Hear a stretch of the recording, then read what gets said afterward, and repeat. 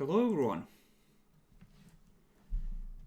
This is the point where any sane person would start watching this. Demi is gonna be joining us in about 2 sessions because it's currently the joyful Christmas time where he has been surprised by his family and thus ambushed and prevented from doing anything fun or useful.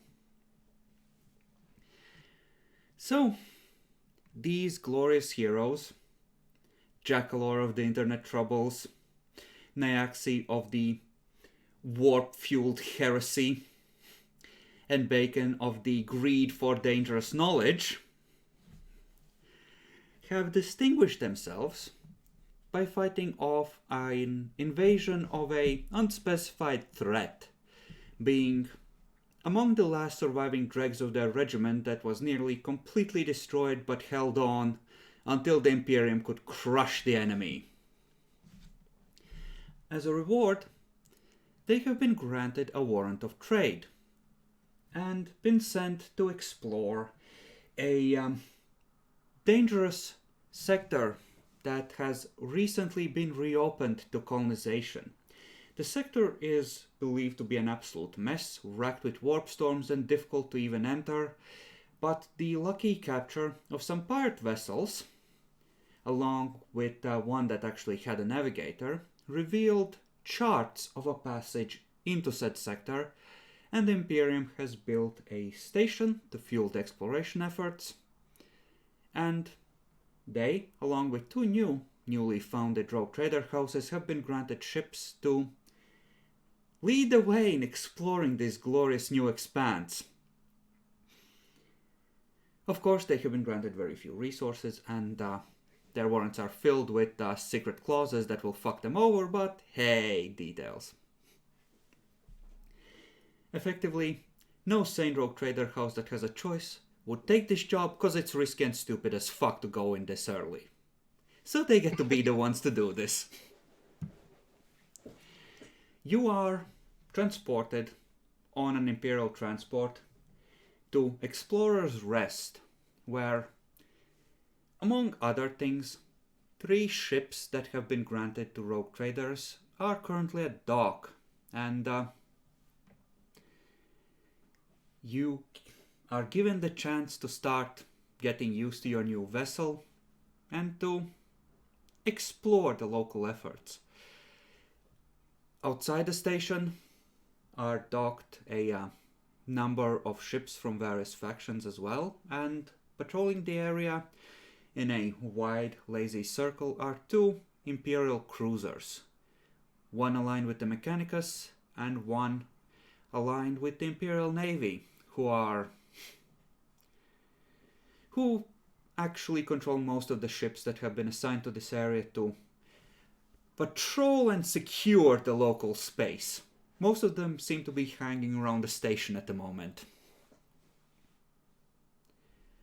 So, in terms of forces that are there to help you, it's around a dozen or so escorts currently. Pretty much all of them are Imperial Navy. 2 Imperial Navy light cruisers, a Mechanicus cruiser, and a Navy cruiser, in case that should come up. So if you run into a suitably big fleet, you're still completely fucked, even if you ask for help and it's able to reach you. I have to ask, what about our ship? Is it here yet? Your ship is there. It's in one of the docking ports attached to the station. I assume the other traders are as well? Yes, the Corsive broker. It stands a little ways off, and there are shuttles going back and forth. The 2 smaller ships, yours and the Obsidian Medusa, are currently docked. You can see this as you're approaching the station. You have access to an observation deck. You're suitably high ranked. You're not among the lower decks. Yeah, the first thing I want to do when I arrive is just to enter the ship and worship it and just go around meeting the machine spirits. Okay, so which component do you head to first? I'll start with the engine. Okay. You head on over to the engine. The ship is currently at rest, but the main drive is online and running at a standby power level, so about a third of the full output. Mostly just powering the basic systems like life support and crew quarters, which are currently being filled with people, as more and more of the assigned crew are coming on board. Yes, I just go to one of the walls and I pat the engine. You can feel the reassuring hum and the faint heat of the plasma reaction somewhere deep within the vessel. Wonderful. It's a good ship. I will. Would I know there's a laboratorium? You would have been given specs to study. When you turn around, you see that there is another tech priest who has bowed his head and greets you in Technolingua. Greetings, Hi. Magos. All has been made in readiness for your arrival. Reply back. Greetings. It's a wonderful ship. Let me check the ship's background.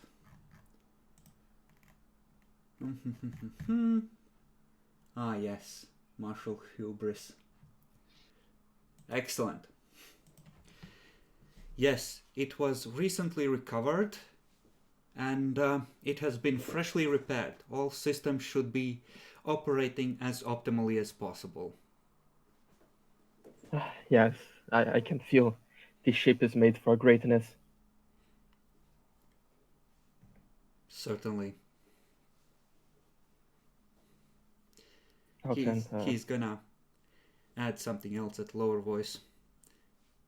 Have you spoken to the rogue trader? Will he do as is expected of him? Not yet, but from what I know of him, he will do gladly, with a smile on his face. Excellent. The Omnissiah will be pleased.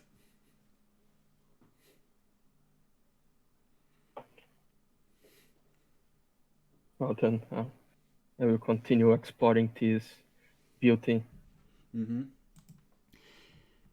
You make your way to the laboratorium. Currently, it is offline. There are only the basic lights on here, but looking through it, it's a standard Mechanicum laboratory pattern in all its glory. Freshly installed, you can still smell the packing oil on some of the components. It's a glorious feeling. Yes, I will do the usual and lay claim to the laboratorium as my own, spreading my oil on it. Okay. You can, if you wish, call down to the tech priest and tell him to boost the engine output 5% and bring the laboratorium online.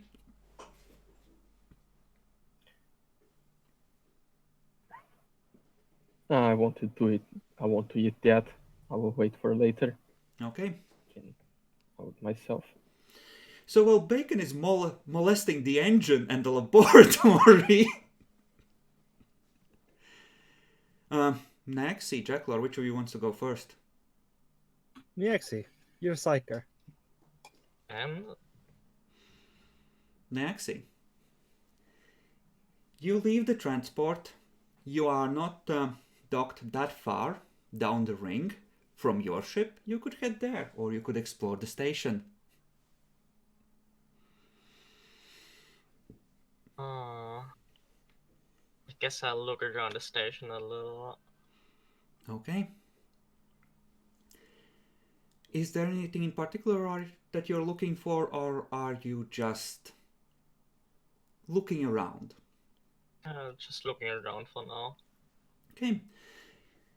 You end up making your way down to the civilian decks. There are roughly 3 major sections located near each other on like the main ring structure that host things like hydroponics, civilians, etc. Or rather, it's 4. It's hydroponics and then civilians below that in 3 tiers. The 2 bottom tiers don't seem to be particularly populated yet. The top one, people are setting up various institutions. You see a couple of bars have already been set up. Lots of Navy uniforms around as well. It looks like the station is as well newly constructed and people are just setting up businesses and basic services.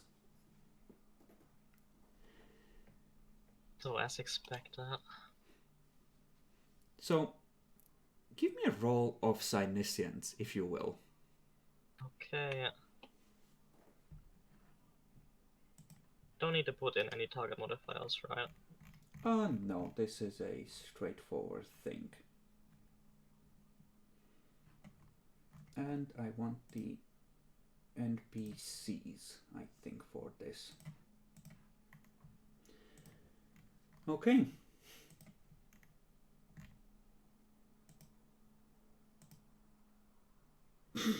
Okay. So clearly you're not a psyker. And you can be safely ignored. Excellent. Yeah, it's largely uneventful. You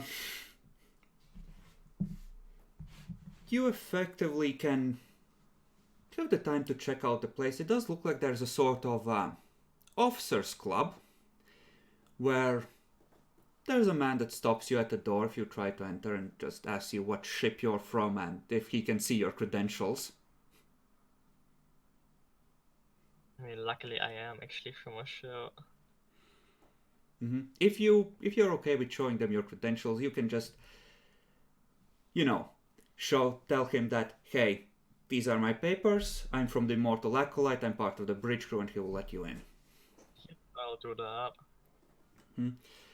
Inside, it doesn't seem like there's too many people, but you definitely see some people that stand out because they're not in Navy uniforms. It looks like, at a glance, it's probably some people from the other rogue trader ships, as well as some of the station officials.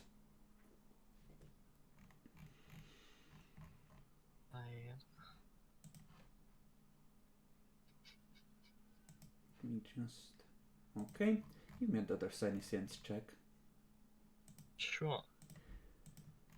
Let's see if he managed to miss every psyker on the station. Yeah. One of the men, drinking in a corner, alone at the moment, sort of pulls your eyes to him and you can sense that there's something about him. Ah, yes, you remember. You're a member of the telepathic, and you know what that feeling is. He seems to be very slowly working his way through a drink, and you've seen that too. Some psychers like to take in alcohol, but the responsible ones dose themselves very carefully. For obvious reasons. I mean... Eventually, Okay. he looks up and glances in your direction. Guess I'll join her.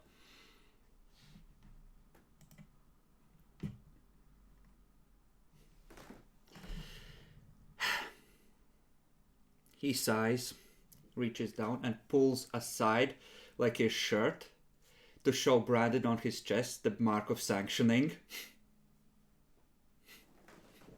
Oh yeah, I guess I should do that too. I'm sanctioned after all. Remember when I told you that you might want to, be sanctioned, right? I mean, This is why. It must either be sanctioned or burn down this place, I guess. A little bit, yeah. I assume you follow suit. It's kind of like when you detect a psyker, it's kind of considered responsible thing to check and make sure that they're actually sanctioned. Yep, I'll follow suit.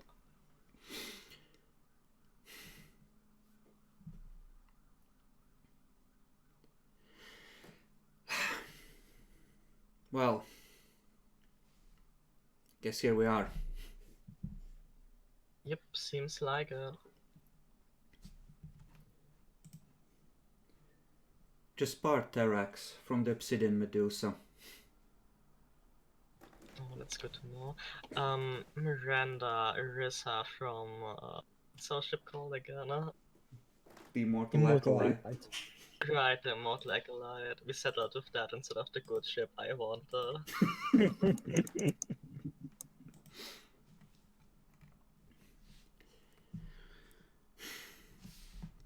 Well,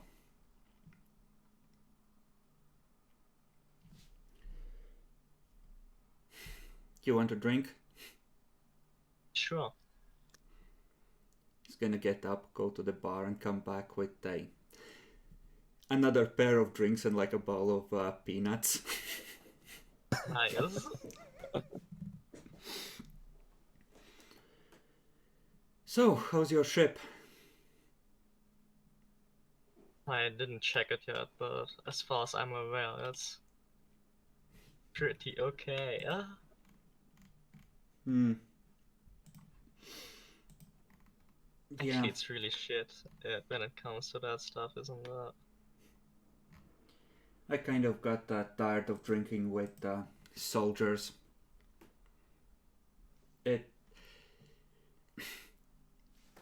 you know how it is. They can be friendly and all, but they don't really get you, you know? Yeah, I know what you mean.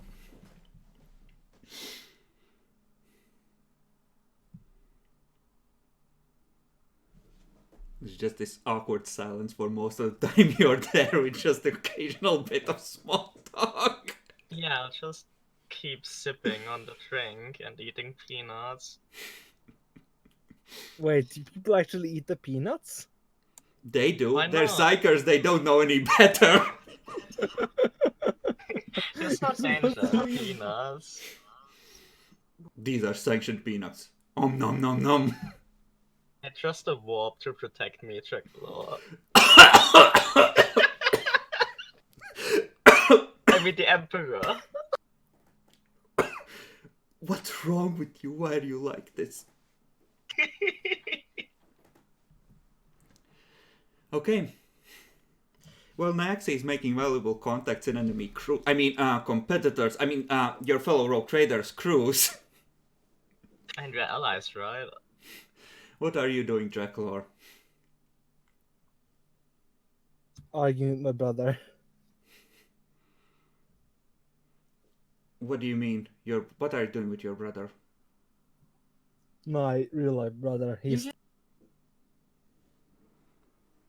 brother is killing him for Jackalor.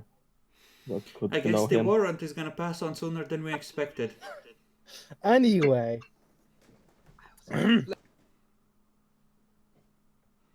Mm-hmm. Anyway. Okay. So, I'm going to go first things first to the ship's bridge. Okay. You enter the ship, the tech priest, without saying anything, turns aside and heads towards the aft. You understand you've met tech priests before. And you just follow the spine of the ship until you find the right elevator, and you just drive to the bridge. Up there, the lights are on, the bridge is functional, but it's not a lot of people there. They're just the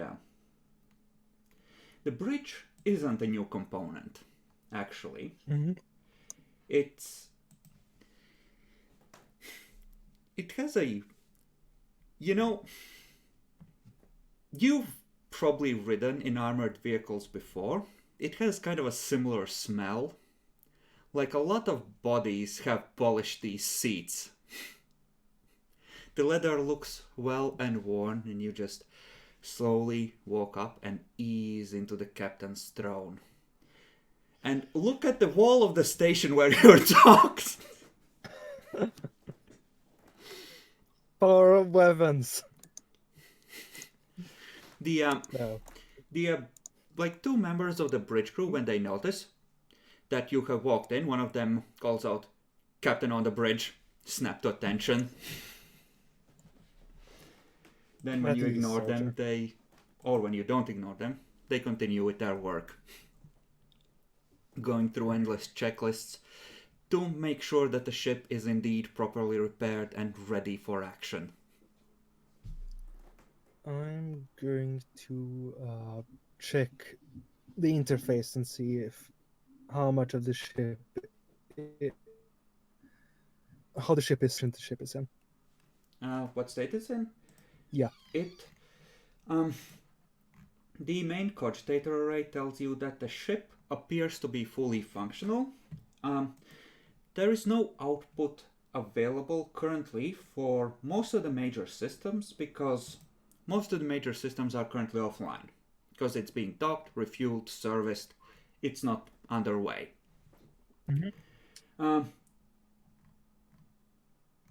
This is wrong, by the way. There, that's correct. The thing that would take the longest to spin up, which would be like at least 24 hours, is the warp engine. That's currently cold. Okay.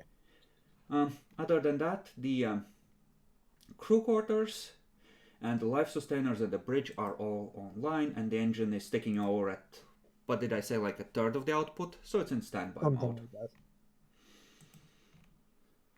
So yeah, Okay. currently essentially the areas that are actually responsible for making the place habitable are online, and using your captain's codes you can pull up info on progress reports. It looks like the ship is slowly being loaded with supplies. It's about 40% done. You should be able to head out in like a week. So more or less you're on schedule. Cool. Now, one thing I do need you guys to decide, or we can roll on this randomly, is which navigator house you're going to be aligned with.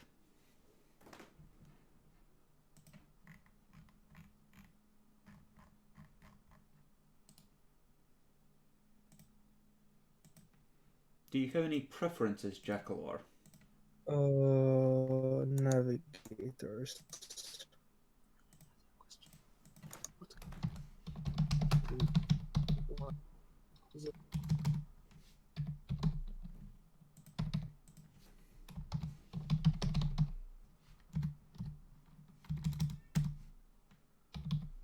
I mean, most of the ones seem fine. What do I, with my knowledge of rogue traders, what do I know of House Wuntan? Of which house?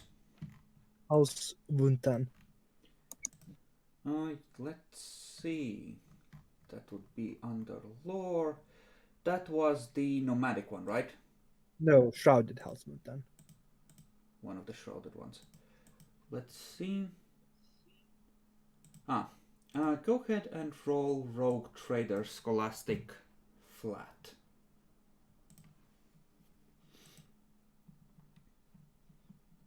Okay.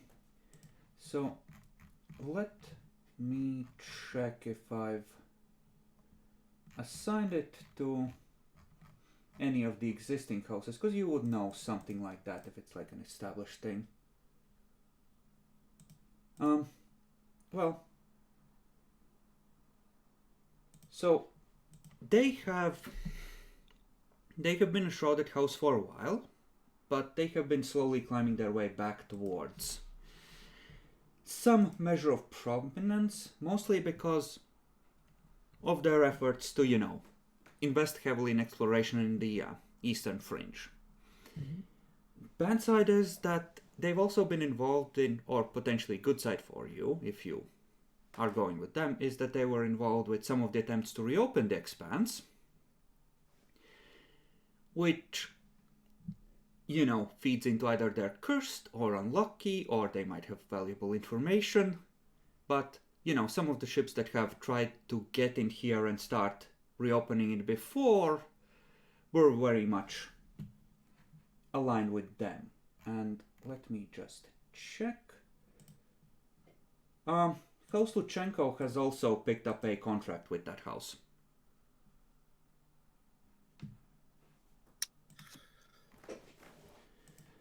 And in fact, the House Quentron is also aligned with them. And Quentron has a similar reputation for kind of, I'll actually make them visible. They kind of fit in with Wunten very well because they have also had ups and downs and they're certainly willing to take risks. So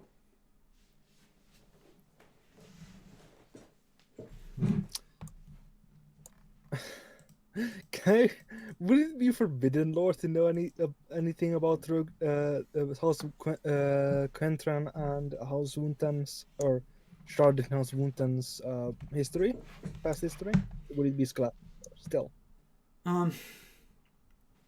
Forbidden lore would be to know about specifics. Knowing about general... Knowing about it... Yes, go on. Effectively, I'm asking, has House Quentran been involved in the expansion into this part of the fringe? Go ahead and roll at plus 20. Forbidden? No. Scholastic. If it's forbidden, you would know specifics, but you would be rolling flat. I'm out of the loop. Am I supposed to know who are the people They from are House in Quentran? Some of the lore folders, and I'm making these visible as I'm talking to Jack Lore. We're essentially trying to decide which navigator House Jack Lore wants to be involved with. With 2 degrees of success,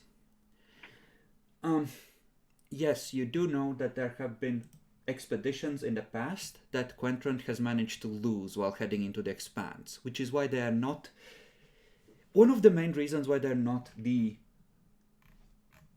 Well, why they're not exactly the top level of rogue trader houses. They're still powerful, but they're not exactly, elite, if you know what I mean.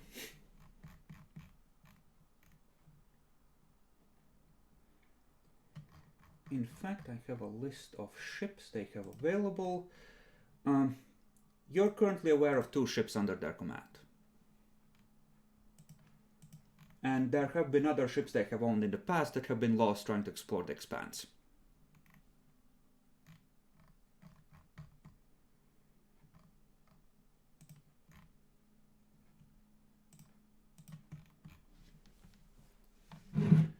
And yeah, presumably House Jack Lore fucked up. Okay.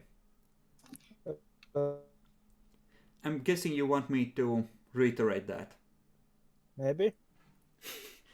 Okay, so House Quentran is reasonably prominent these days. You're aware of 2 ships they currently control. Back. Hello?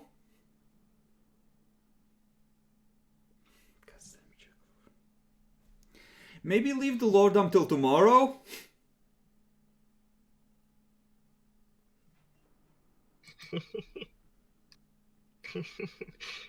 No lucky stars today. Jack Lore.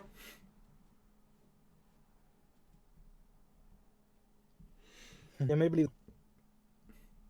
Hello? Hello? Okay, now we hear you. Okay, can you hear me?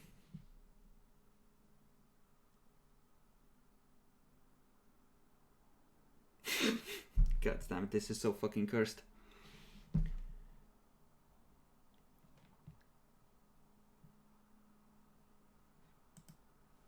Absolutely cursed.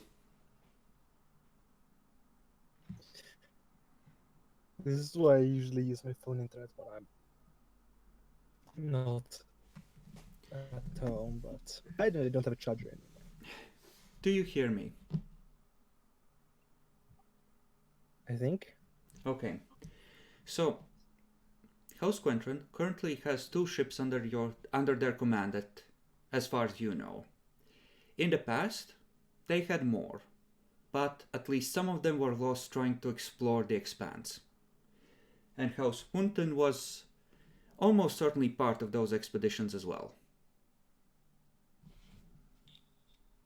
Okay, good to know.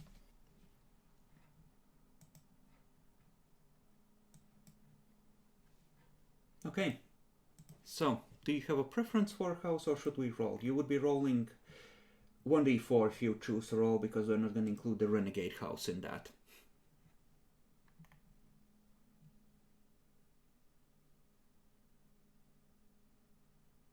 And I think Jacklor is gone again. I mean, does No, I'm make- back. does it make any difference the different houses? In the beginning, no. But houses share charts among themselves. And a house that has been exploring the Eastern Fringe might offer you the use of how charts that are kept secret in, their house, or info about previous expeditions in exchange for certain promises. Yeah, but I think we should take the same house that the Luchenko and his Quentrum guys are having. So maybe we can get some extra stuff sharing or. They might also share the planets you've been going to with their house. In fact, they will. It's just a question of whether that house will share with other rogue traders. Yeah, so it goes both ways. We also benefit from the other group. Like, by default, there is gonna be a delay on that unless the rogue trader is like, okay, you can have this, right? So you won't get immediate benefit, but if it's something that you want, if you want like a secret colony that only you know about, that goes out the window with this, because in like 10 years, every navigator who operates in the area and is part of that house will have that route on their charts. Yeah, I just don't want to share the same house with the guys from Santiago because their ship is lower and ours with less sensors and stuff. So we don't want them to know extra, but I'm fine with knowing extra from the other small ship. It won't make any difference. The coercive broker is going to be the same speed in the warp. That depends entirely on the warp engine. Yeah, but they have worse sensors and stuff, so. That still, you don't use sensors to map warp routes. For that you need special components, which no one here has yet. Okay. Alright, so doesn't matter. You guys choose it.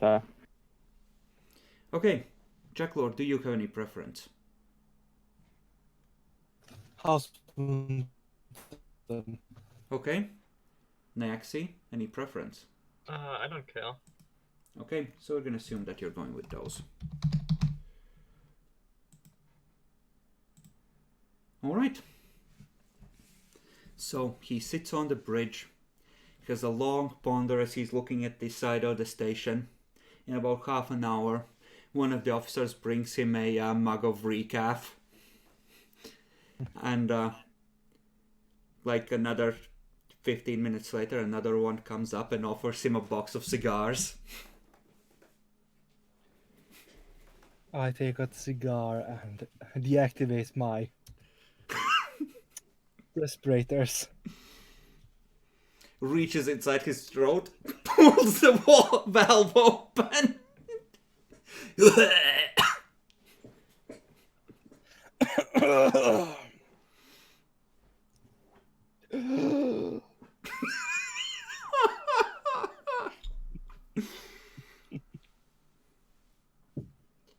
Okay. So, a couple of days pass, and you are all settling in. The navigator comes aboard on this time and promptly tells him to contact him only via the intercom when you want to warp, and slams shut the Navigator's Sanctum section. There are now armed guards at the doors to that from his house at all times. He came aboard with like 30 dudes. It's like personal servants and a squad of guards. I consider whether or not it's possible to vent that section. In theory, yes. In practice, there are like triple confirmations built in. Are you sure this will likely cause a political incident? Good, I have the option. There was a certain amount of attitude there in the letter. It like the contract specifies that they will provide a junior navigator for your needs.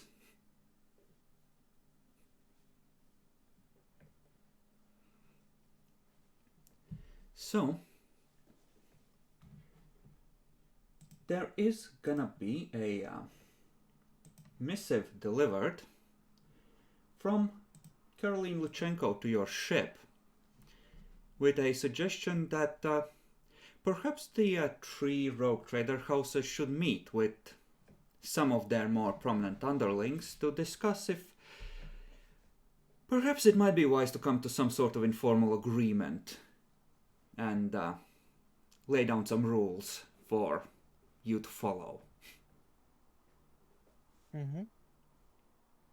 I will inform my subordinate, the other players, and then tell them that we're attending. All right. Attendance is mandatory for you as well.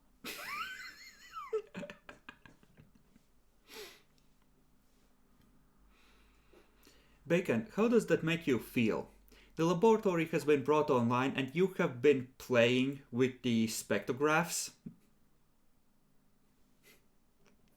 It's duty. I'm used to it. Not always you can play with the cool equipment. Sometimes you have to actually do stuff.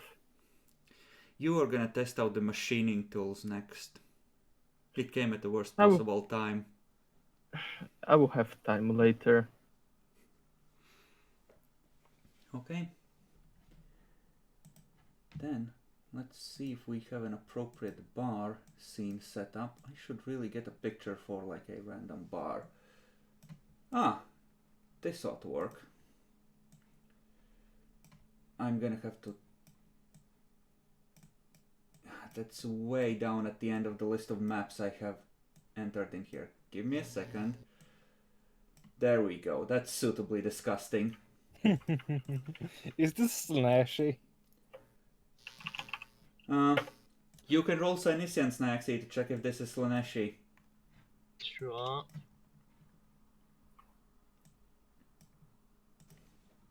Cynesian 0 submit. Oof.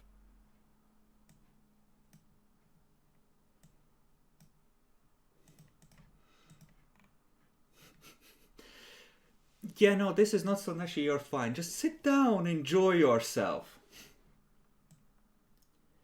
So, when you enter the officers' club, top floor that day, it's been cleaned out. There is just some of the normal station guards at the door who check your credentials and let you and your fellow players in. You may place yourself on the map. Inside, you see a woman in what looks vaguely similar to a Navy uniform, but certainly embellished in different ways, and the cut seems to not follow the modern Navy protocol as well. You, Naxi, recognize your drinking buddy from before, and standing next to her is a Sister of Battle in full power armor. I acknowledge him with a nod. The rogue trader is gonna stand up, go around the table, and offer you her hand. Glad you could come. I'm going to laboriously stand up and take her hand. Pleasure to meet you. A pleasure to meet you as well. Jackalope, please don't try to be charming. You just make me want to kill you.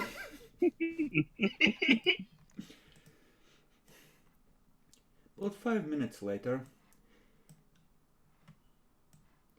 Alaric Santiago is gonna walk in, followed by 2 people in robes. One of them seems to be embellished with the symbology of the Administratum. The other wears the red robes of a tech priest. And let's see, has a multitude of mechadendrites waving around him. Alaric himself is dressed all in black. And How many mechadendrites does he have? let me check. I think he has more than you. I mean, obviously, I only have 2. You count 4 or 5. Okay, yeah, I have my respect to him.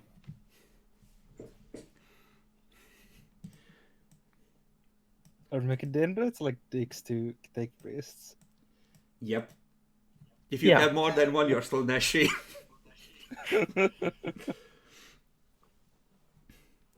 Alaric is gonna nod at both of you. And he's gonna take a seat. Trader Lancaster, Trader Luchenko. Bacon, you have... Actually, everyone who has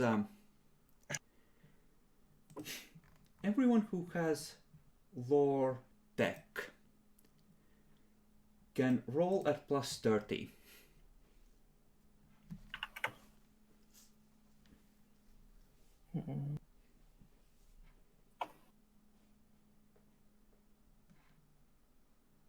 And I think that's just Bacon.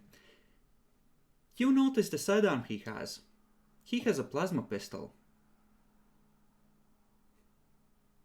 Oh, fancy. I want to lick it. Okay, there. Yeah, no, this is Slaneshi. So Slaneshi. So a helpless rogue trader with his dudes walks into a room filled with psychers and other nasties. And the cripple. He's gonna take a seat. The woman in Administratum robes is gonna sit next to him. The tech priest is gonna stay up and just keep sizing up Bacon.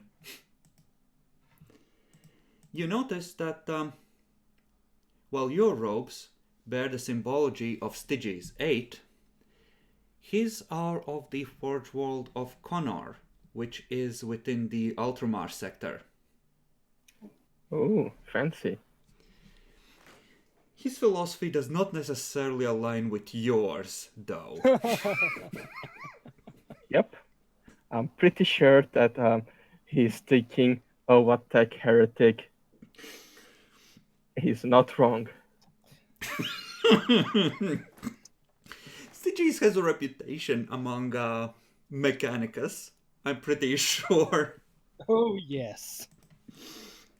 A good one, of course.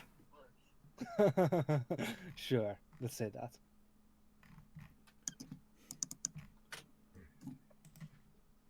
I will speak up.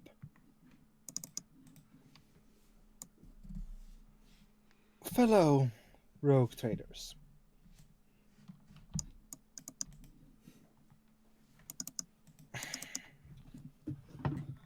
It is a good...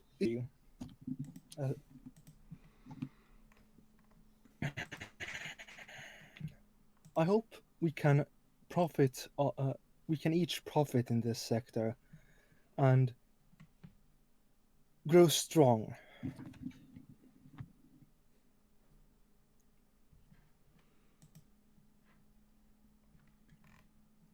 There's nods around the table. We all want to be rich, yes.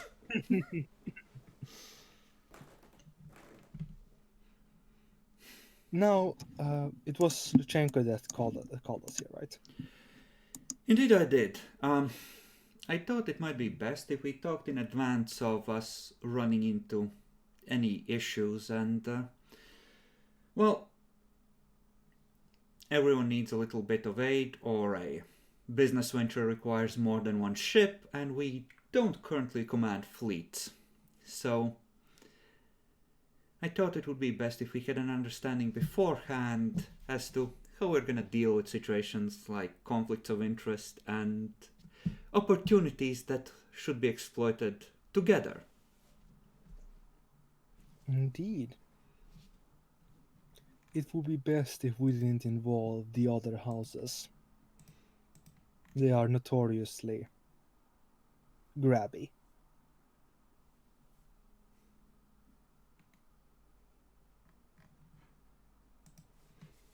Lark is just watching both of you, sort of leaning back. He's doing a thing. Now, to support Stanstranef, I put forward that we each share where we plan to go directly next, so that we don't step on each other's toes. I would be willing to offer, as a sign of trust, I'd be willing to offer our location, where we're what's it called? The square on the map? Well, It's you're going to C9. yes, but what's it called? That's literally the administratum designation. It hasn't been named yet. Yeah. Alaric is gonna raise a hand. I'm not entirely sure that I'm comfortable with this.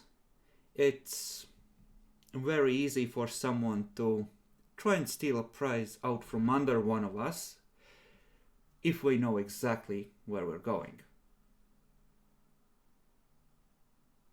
Now, if we're heading out in different directions, that's one thing. I have no problem with that. But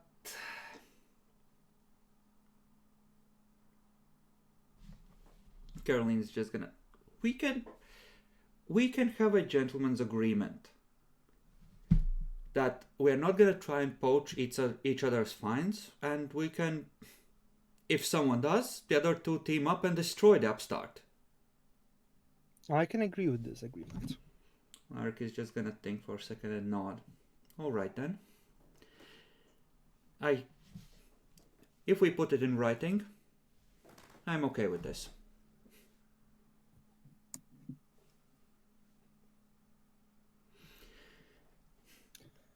You see that the administratum chick next to him already has a piece of parchment out and is furiously writing.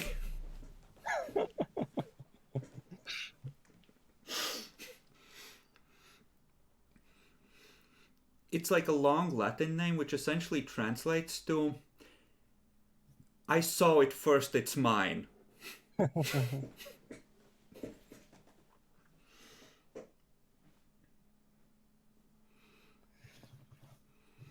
Now, I believe that there's a good chance that there are threats in here that would require aid.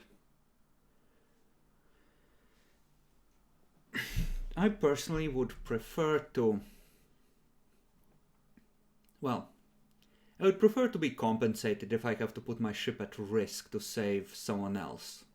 And of course, I would be willing to offer the same in return.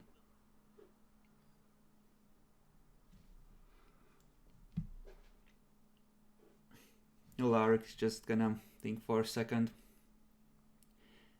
I don't think the Imperium has left either of us with, or any of us with, too many resources or too much money in our accounts. So it's kind of a risky proposition. Could easily end up receiving help only to stay bankrupt. Jekyll sweating nervously with his full bank account. Shouldn't our personal resources be kept personal? Or do you suggest that that we share everything?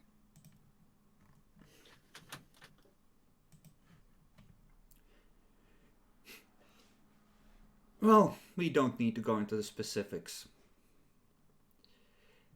If we're working on this as a gentleman's agreement and we're looking to agree on principles, then let's just put it in writing that we all agree that if we come to each other's aid, the one taking their time to come to aid should be fairly compensated whenever possible. Naturally. It does not have to be in money, of course. We all know that the Imperium has left us with a minimum of resource to encourage us to explore, as can be expected. But perhaps we can be repaid in favors if we come to each other's aid. That's certainly an alternative. A simple quid pro quo. If I come to your aid, then you owe me to help with one of my ventures in the future. This is a very logical and reasonable The proposition. administratum babe looks at Santiago. He nods, and she just stretches out 3 lines, starts writing something else.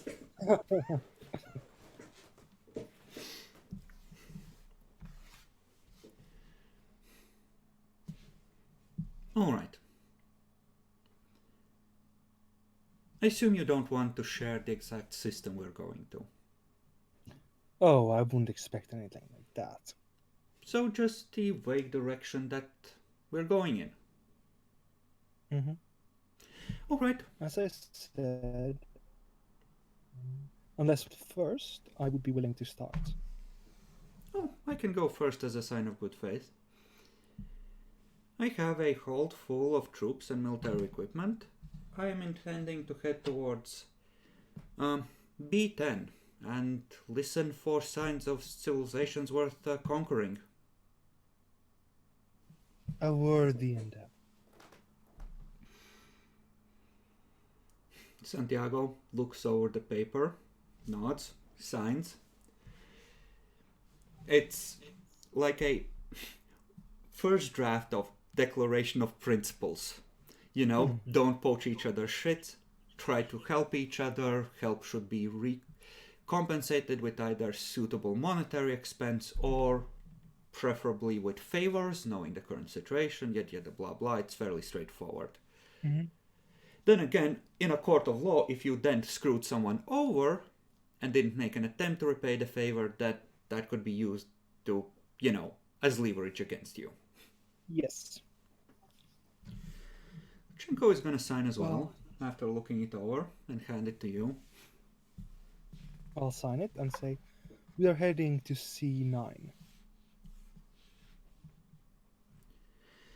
Santiago nods. Then I'll take B8.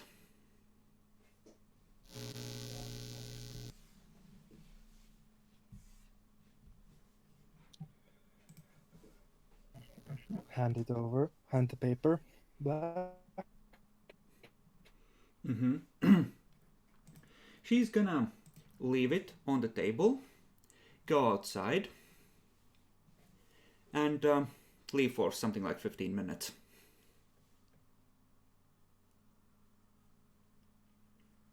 Naxi, you didn't pick up telepathic contact, did you? No, I picked up lots of other stuff. Don't want to read anyone's mind? Maybe in the future. Hello?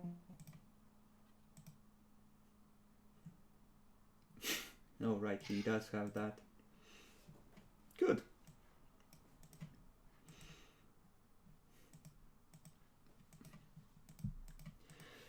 Santiago is going to stand up as well and head over to the bar. He's going to go behind it, pick up 3 glasses, and just grab something that looks expensive off the top shelf.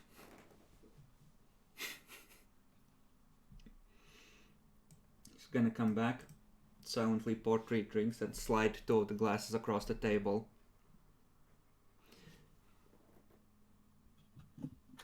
I'll take a sip. Very small sip. It burns. Please don't die.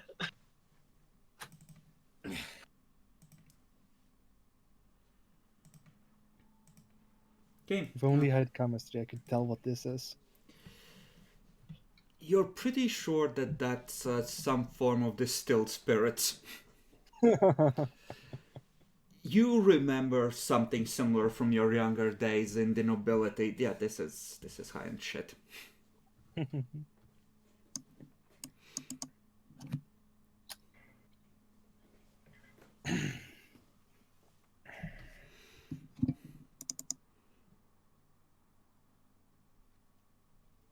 Luchenko is gonna, after like the second glass, ask Santiago, so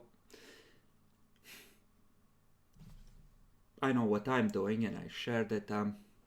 Is there anything in particular you're looking for? Finishes gulping down the alcohol and says, colonizable planets, space rocks, looking for a place to build a base. What about you? To explore deeper into the sector.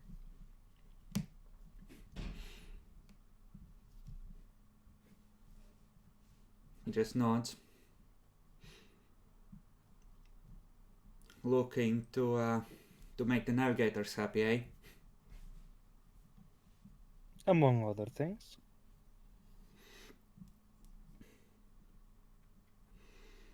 You know,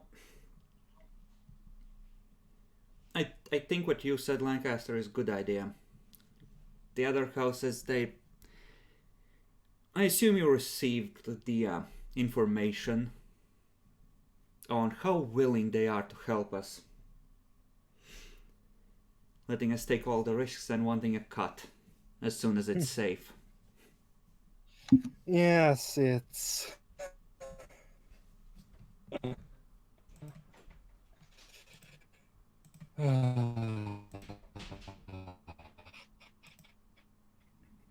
Now he's the tech priest. honestly quite insulting, but... Those of you who have scrutiny can roll scrutiny. Okay. That is mentioned. This is a contested roll, so it's flat.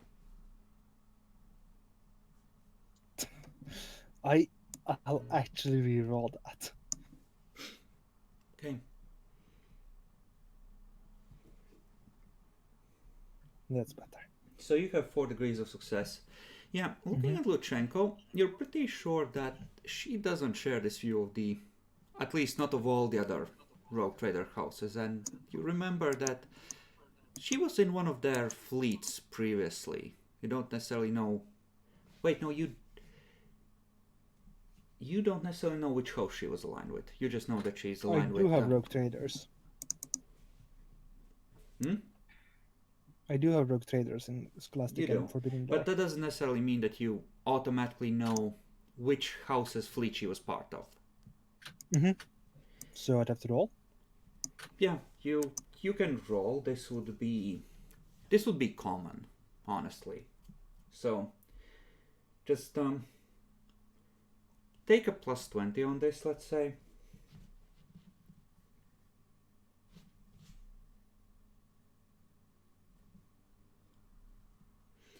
Yeah, you remember that the House Quentran ship, the let's see, the Starlight Requiem, a iconoclast class raider, ended up confronted by a couple of Eldari ships, and she somehow managed to talk her way out of that and make sure the ship got away. So, presuming that they were willing to at least not interfere with her ascension to rogue trader, she may well be friendly to them, in fact. Though I have heard some good things about House Quentran. They're a lot like us. They have been willing to take risks. Roll charm, you fucking despicable asshole. This will be countered by her scrutiny.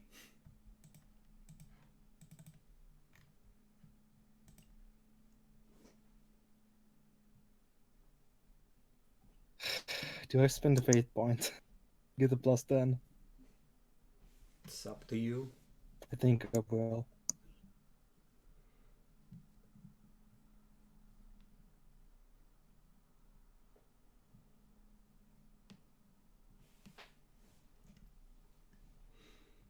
Did it roll? No, I'm just seeing the There it common is. lore. There. Is it there? Yeah, now it is.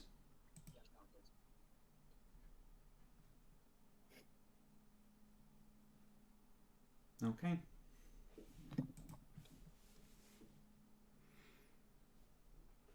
Just you see the twitch of an eyebrow for a moment, but then she just takes another drink.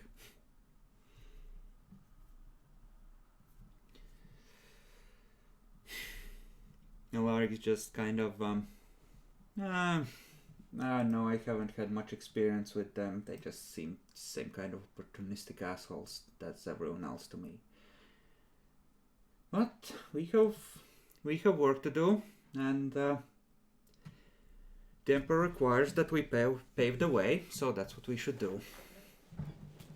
Whatever the others might be doing.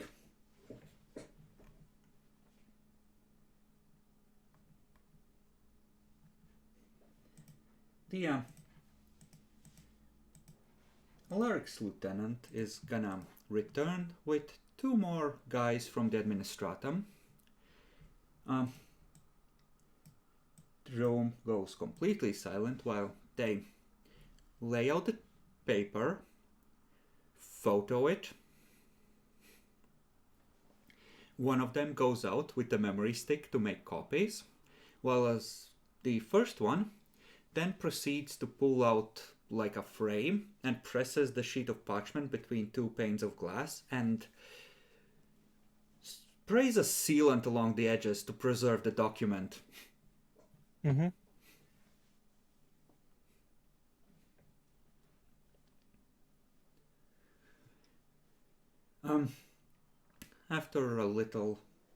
After a few more minutes, the other guy's gonna return and offer each of you a pair of photocopies, essentially, of the document for your own use.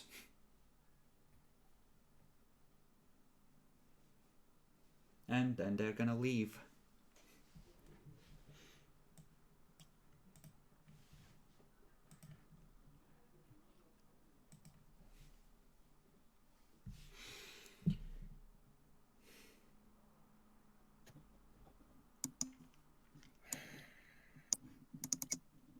Lark is actually gonna stand up at this point. Well, it's been a pleasure, but how about we meet again when we're back from our individual expeditions? I have a shipment of drill bits that I need to check for quality. Well, if duty calls, we will not stop you. He bows slightly. Trader Luchenko, Trader Lancaster, turns and heads Trader for the Santiago. door.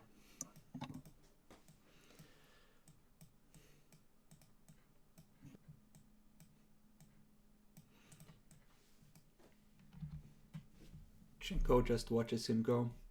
He's out, she just says, doesn't say much, does he? No, he likes listening. A bit too much for my taste.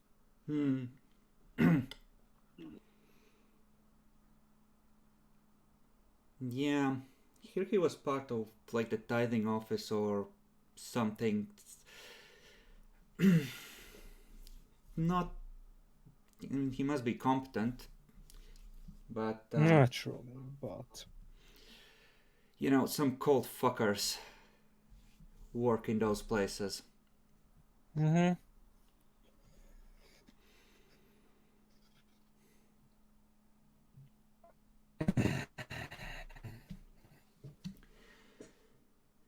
Well, I'm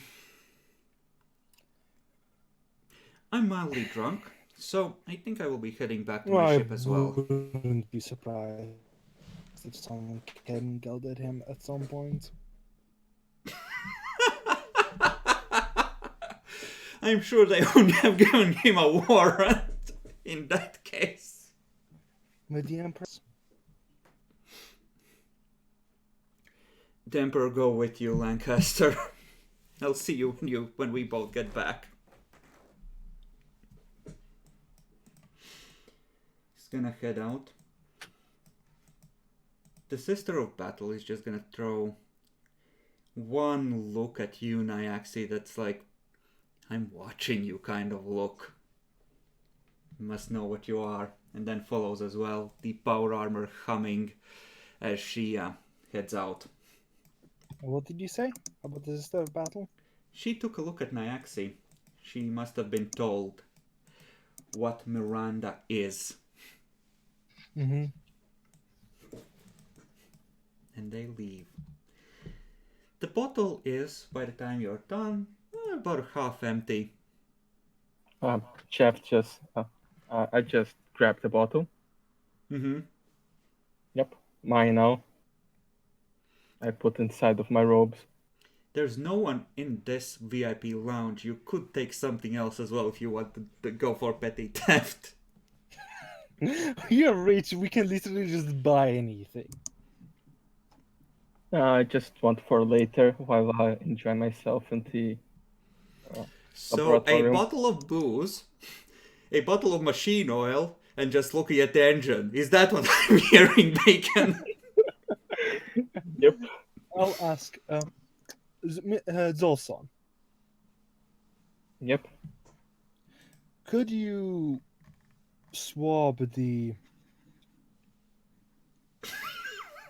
Could you swab the glasses for the DNA? You would know that DNA is a thing unless you have sufficient skills. What do you have? I have Medicaid at +10. Sure.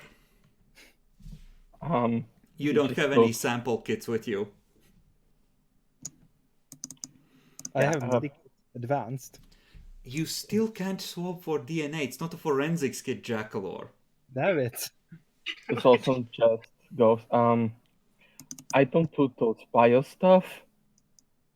Maybe if I get the content right, I need more. That other guy had too many. I'm losing. Consider getting another Mechadendroid approved. You can take from the treasury. You don't even need to take from the treasury. That goes off personal influence. But wait. No, but I'm saying anything. I can pay for it. Oh, but wait. That other tech priest.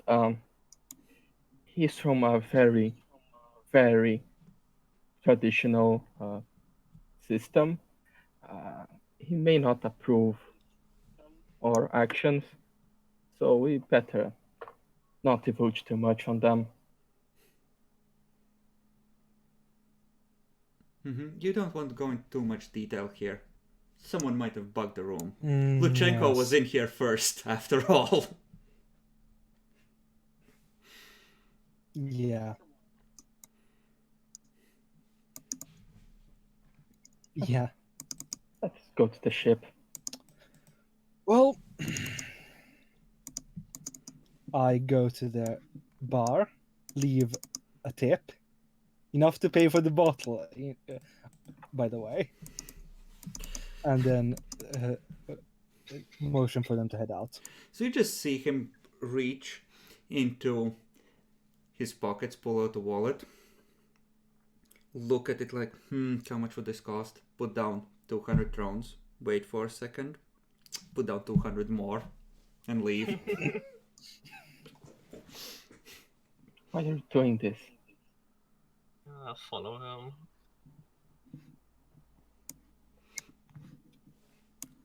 Honestly, the people renting this to nobles for a meeting probably expected more debauchery. A single bottle of high-end booze is not that big a hit. Okay. You head out and go to the ship. None of the others are here, except you catch a glimpse of the Sister of Battle that was with Luchenko talking with 2 more Sisters of Battle. Just Oh throws... no, there's more of them. You may try and figure out what's up with that.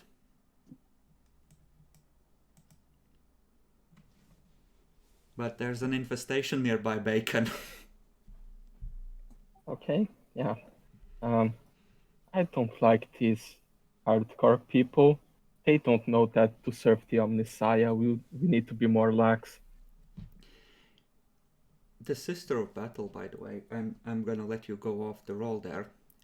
She had a high-end bolter and bolt pistol, specifically made for her order. Oh, Godwin Diaz? Mm-hmm. Oof. Yeah, they are very combat oriented. And we don't want to mess with them. Maybe in space we can kill them. Remember how the Obsidian Medusa has a Stormtrooper detachment? Guess what kind of Stormtroopers those are? Yeah. Fucking, it's Sisters of Battle. There's a squad of Sisters of Battle on board. It could be worse. It could be worse. But It Space could be Marines were lot never on the worse. table.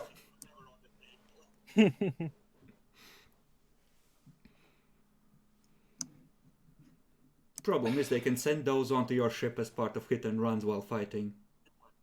Yep, We and just we said- can send our murder servitors over there. Yeah. We need to get later a Skitari group. You can ask for one. Okay, so back to the ship. Yep. Are there any of the local notables that any of you might wish to visit? You haven't revealed anyone. I haven't revealed, but I'll go through them. So, there is a local quartermaster you could visit, and there is the local colonial prefect. There is a navy officer and a mechanicus officer here. I think I would go to talk with the mechanicus officer just to be courteous. Nia, you did pick up enough to start the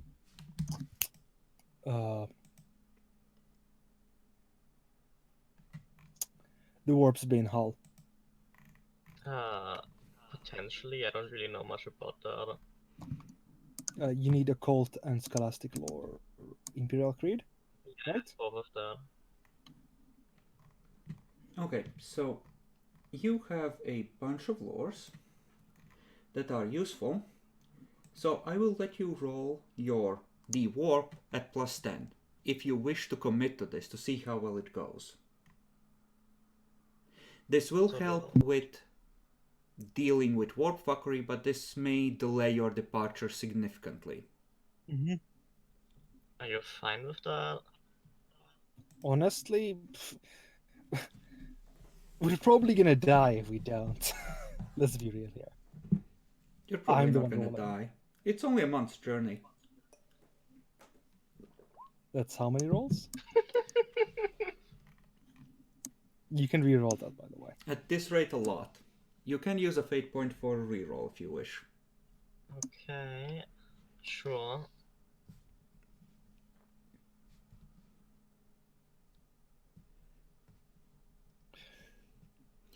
Okay, it's gonna take a month. And it's gonna take to a profit factor. Mm-hmm. As you might expect, and you can change that component to a Warp's Bane hull. As you requisition everything that's even vaguely holy, mix it together with silver in the local furnaces, and just layer it over the ship. No, my grandfather won this on the battlefield. Okay, 3,000 thrones. Give it here. I'll reduce my profit factor by 2. Reduce it in the mysterious note for the House stats. Or actually, we're going to just name it House Lancaster. Here. And I will add a journal.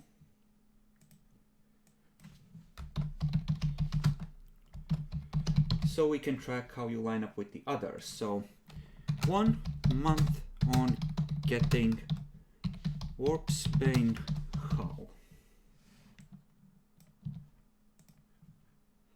Okay. Bacon. You wanted to visit the Mechanicus dude. Let's see if we have an appropriate background for this. What would be his rank? He would be above you in theory, or well, it depends on how you look at it.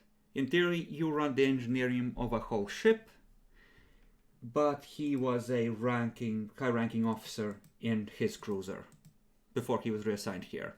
So in theory, he's slightly above you, effectively. Okay, so I suppose he's also Magos. Magos can be used as a generic term. Okay. When you ask around about him, it's told like his proper title would be Voidmaster Lucilius, which implies that he's part of the branch of the Mechanicus that deals with constructing and running void ships of various kinds.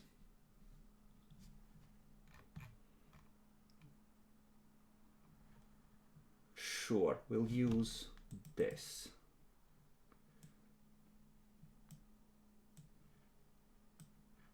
No, not the dirt road, don't worry. Actually, could we use this?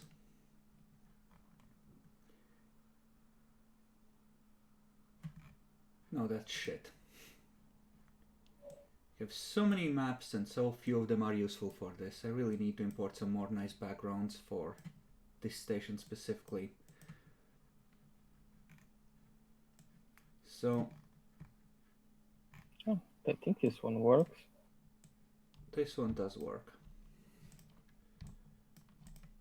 So, here.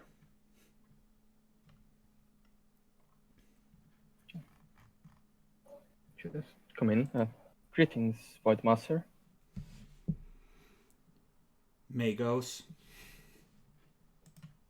I just wanted to introduce myself. I am Iwan Zolson from the Mortal Acolyte. My ship will be under your care for the next month to some upgrading. He takes a look at one of the screens, calls something up. I see requisitions here for several 100 tons of silver and sacred incense in large quantities, as well as unguents and other incidentals.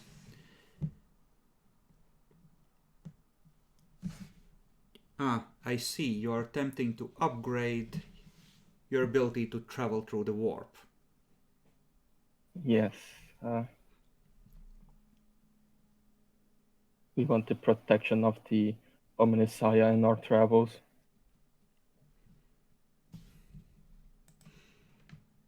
That is appropriate.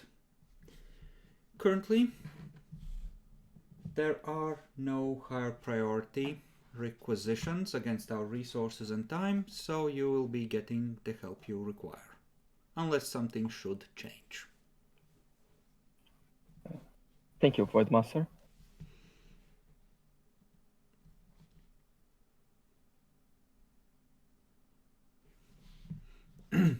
You can see that he too has symbols of a different Forge World on him. The good kind of different, right? No. Um, There is a moon that's a separate Forge World that orbits Konar. He's from that one. He's kind of Um, they're kind of rivals in between themselves, but they don't necessarily like you either. okay. Yeah. Well, I'm being polite, showing that I'm not a bad guy just because of my forest world, even though I am, but I let's be trust polite. I can rely on you to inform us of any archaeotech discoveries so that explorer fleets can claim their due. Of course. Are you lying? No. Our main goal isn't Archaeotech.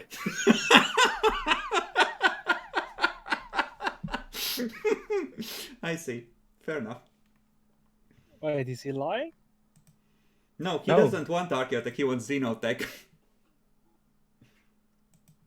I thought that was our objective.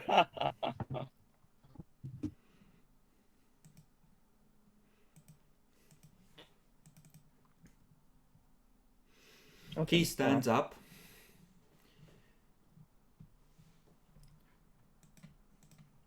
Walk with me, Magos, for a moment.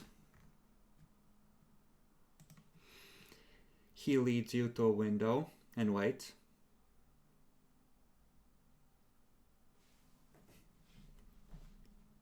Another 30 seconds.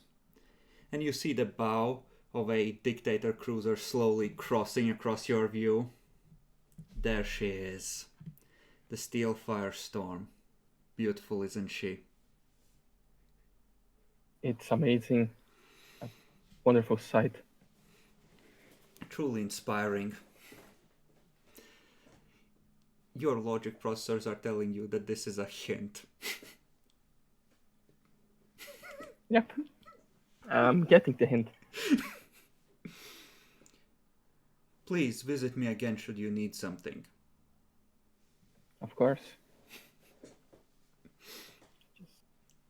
Well, farewell, and I leave.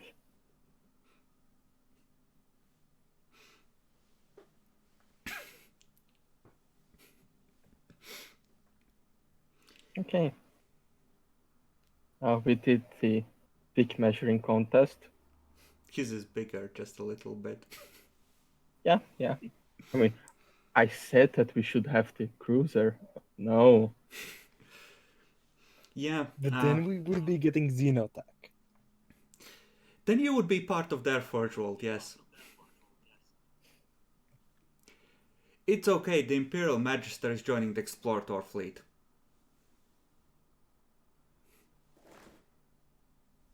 Oh. We need to steal that ship. Okay. So, Naxi, give me 2 more rolls of Senescence. Sure.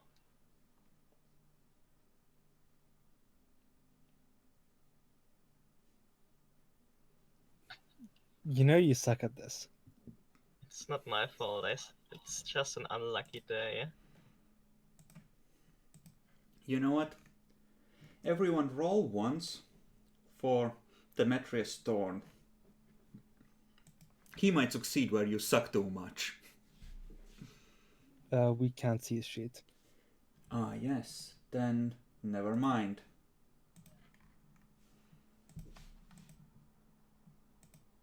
Okay.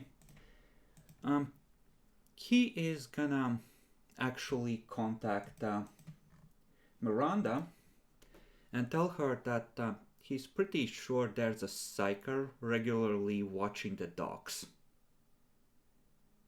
That's not one of you two or any of the astropaths on the ship. I guess it's important enough news to tell the trader.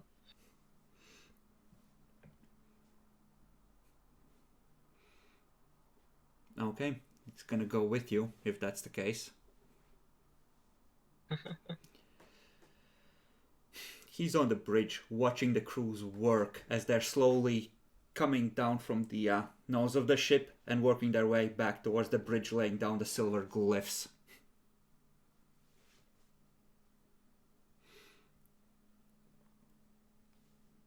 And yeah,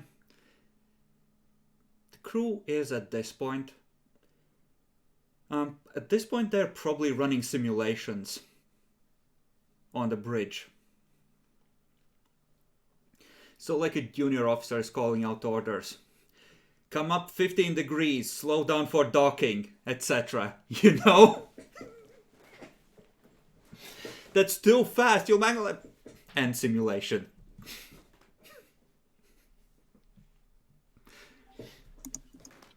Your two psychers stand beside you, Jackalor. Anything has happened?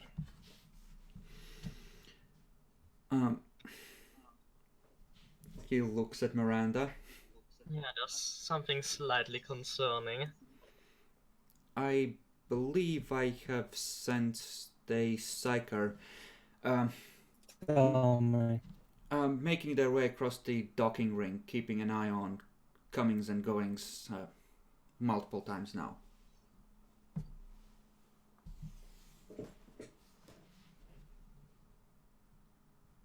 Everyone. We heard none of that, Jackalor.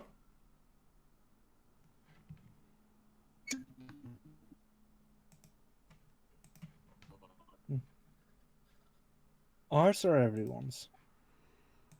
Okay, hello? Hello? It's hard to tell. I mostly pick them up when they're near here, but Hello? yeah, we can hear you. It's. Okay.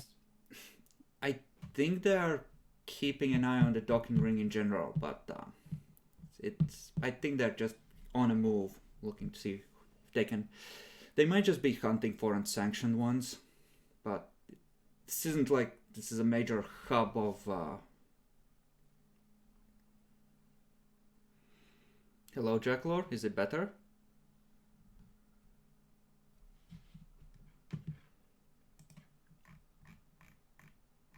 Yes.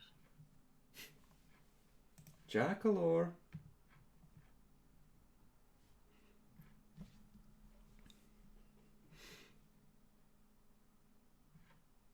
Jackalor? Hello? Meanwhile, his brother is happily torrenting something. Oof.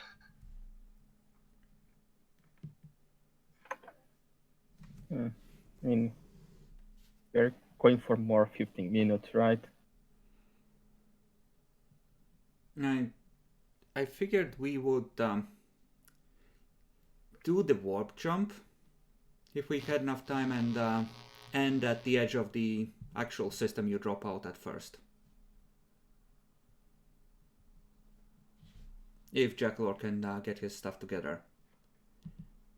Jackalor?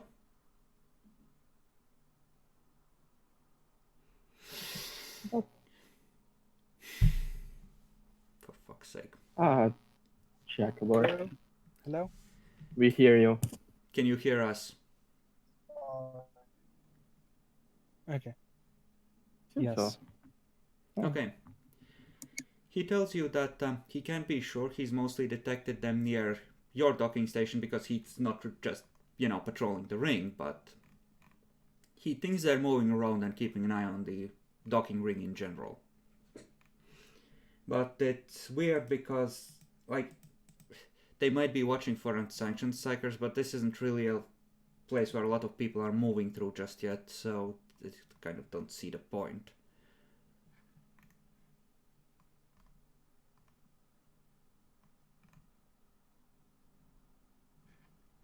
Could I roll a...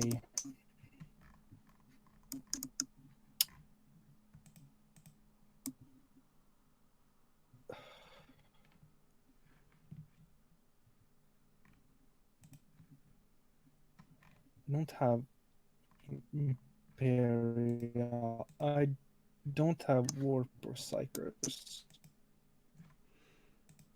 Hello? You don't have Warp or Psychers. The only one that has Psychers here is Demetrius Thorn.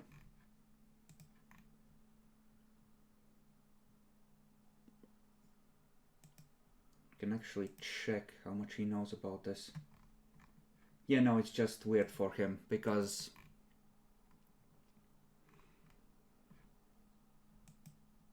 you know, this is not the usual, as far as he knows.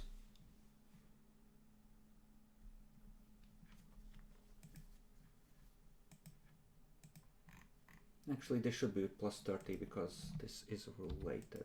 So let's do it like this. Nope, still no idea. Next, you can roll Common Lord Telepathica flat. Okay.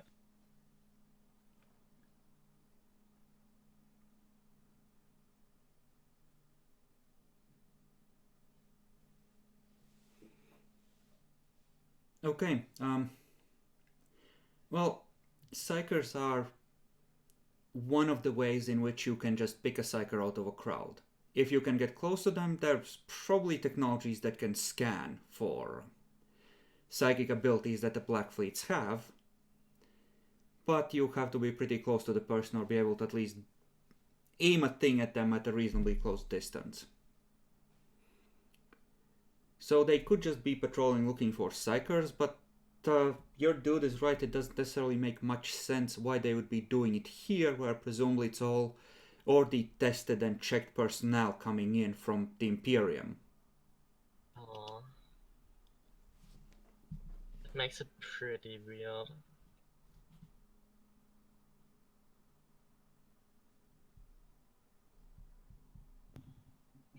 Could I make an inquiry test to ask around the docks, stealthily? About To- anyone being weird? Yeah. There's people coming and going constantly, and a psyker just has to be walking by. But sure, Mhm. make an inquiry at plus 20, let's say.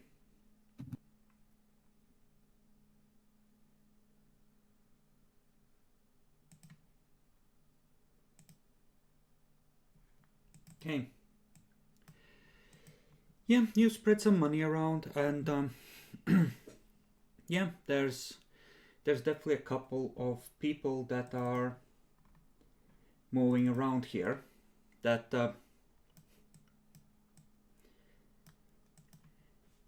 kind of seem a bit weird, but honestly, there's Navy passing through here, there's guardsmen, there's all kinds of things. But asking around, the only troop transport that would really have guardsmen is the Obsidian Medusa, and that has already departed. So if you wish, you could try and get eyes on whoever these guardsmen are.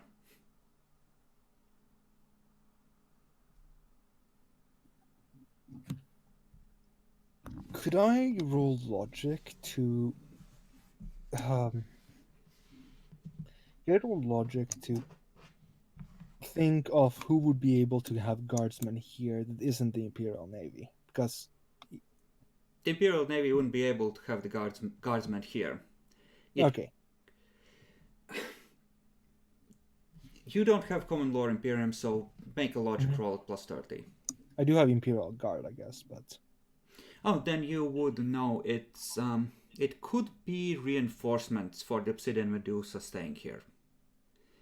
That's maybe if the Administratum or the Imperium in general has earmarked some troops.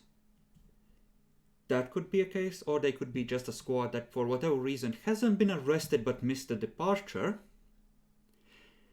But as far as you are able to discover, there isn't a 2nd regiment stationed here.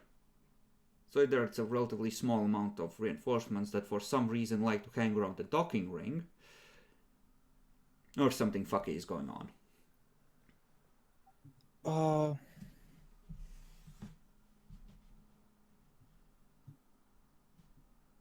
I don't want to catch these guys myself. You can bring the other two along. And like Good a idea. squad of armsmen. Yeah, I was thinking armsmen. And trying to confront these supposed guardsmen.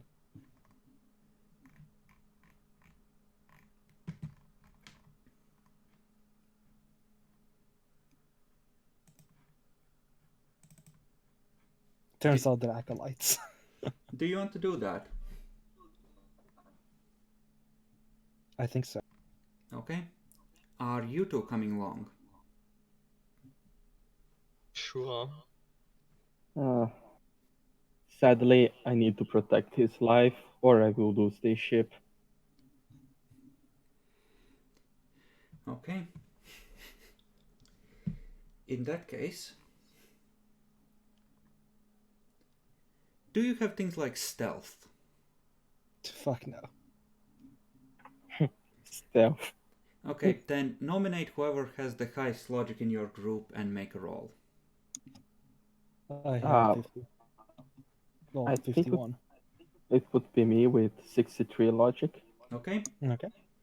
go ahead and roll, Bacon. Would anything apply? Anything to me to connect to? Not really, this is more about picking the right moment and angle so that they can't go anywhere.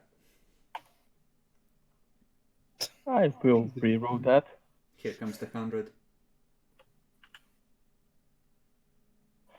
Please, I already got a few of those today. Yeah, you did.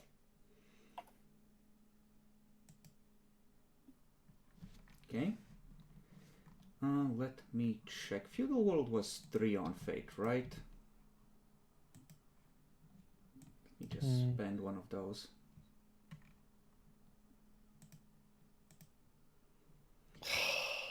Okay. You set up the ambush. It's just some dumb guardsmen. And where could they go? And as you round the corner, you see the hatch in the floor close. Looking back, you see that the pressure doors at the end of the corridor are lowering down. Oh god. Interesting. We seem to be cornered. Luckily, you are not near the skin of the station, so there would have to open a lot of corridors to vent you into space. You're just... And you can get out given a little bit of time, since you have a tech priest. Can I roll Tactica Imperialis? For what? To know that you're fucked? You're pretty sure that you're fucked. Your guard senses are telling you that this is a not good thing. They don't need more than a couple of minutes if they start shooting in here to rip you to ribbons. I meant to see where they could have gone afterwards. Well, the guys you are actually following are on the deck below, presumably heading through the hatch, but the rest of them are probably at the controls of that door and at possibly murder halls in the ceiling. Gotham, I will take us out of here. We try again, but they will be on high alert.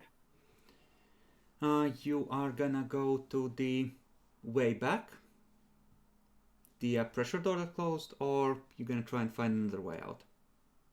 I will see if I can open the pressure door that closed. Okay.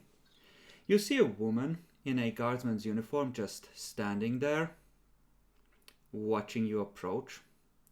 She knocks on the glass, looks around, and just pulls out a interrogator's rosette.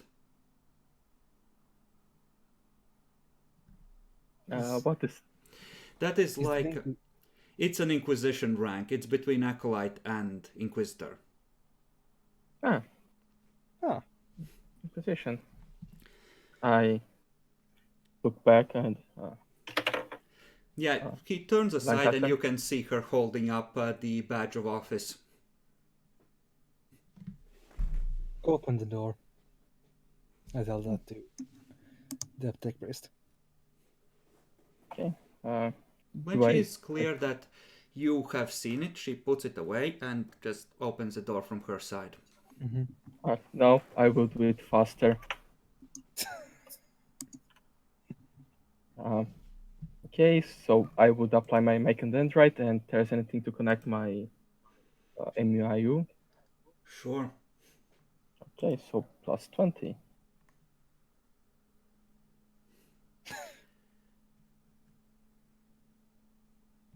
Okay. I opened the door. The door opens. She isn't standing in the doorway anymore. And You peek out.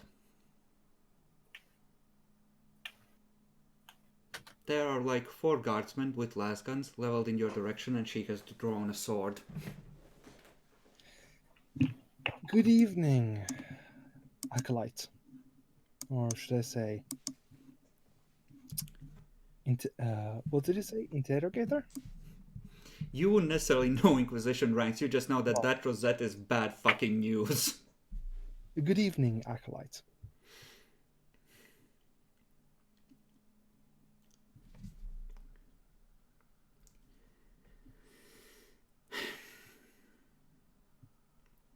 Good evening.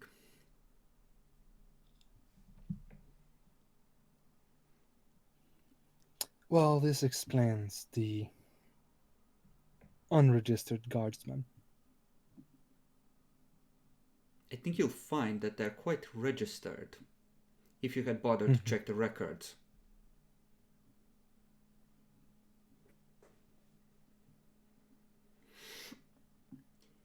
In any case, would you care to explain why you're hunting me?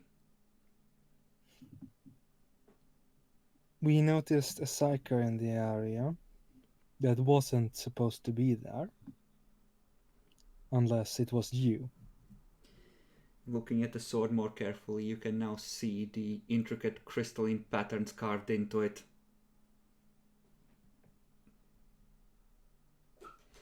There's just a faint hint of blue lightning that seems to flicker inside the blade as you keep talking. I don't know what that is. Yeah, no, your lizard brain is screaming at you to shut your fucking mouth right now.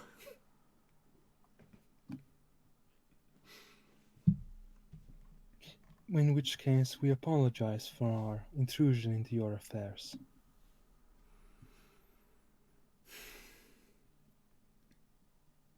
She slowly sheaths her sword. The guardsmen slowly lower their las guns. It's Interrogator Tessera Valdus, and you will report any encounters with Xenos threats to me. Gladly. Caradoc Wolf, as I'm sure you're aware.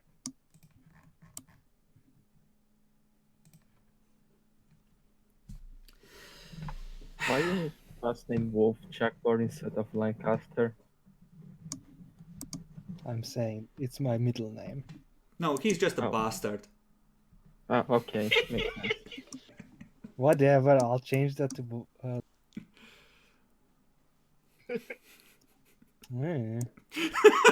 What's your middle name?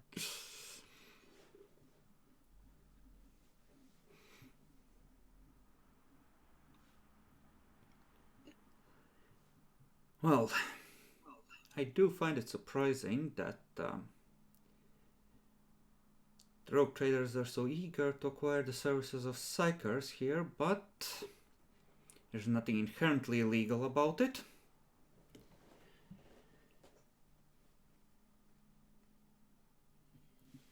She looks at you, Nyaxi, like,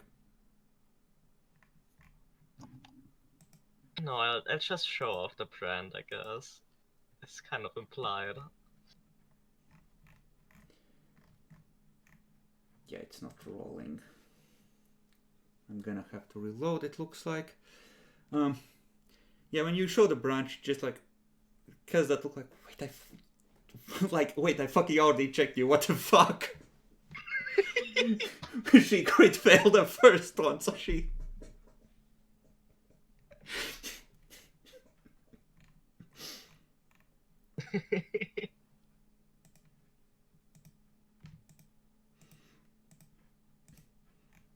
But yeah, she looks, in a lot of ways, almost as wimpy as Jackalore. But she carries the sword with a confidence and that little flicker of lightning, especially for those who have Common Lore Telepathic or Forbidden Lore Warp, suggests that that is probably a Force Blade and very bad news if she sticks it in you. Oh, let's not piss her off, I guess. At least not when you're standing within charging range. And without a firing squad ready. should be ticked. Well, in any case, if you should require the aid of the Inquisition, you would go through me to contact them. I'll be sure to have that noted down in my personal log, so I can make sure to remember it. Your eagerness to investigate unexpected activities and to acquire the services of psychers has been noted, rogue trader.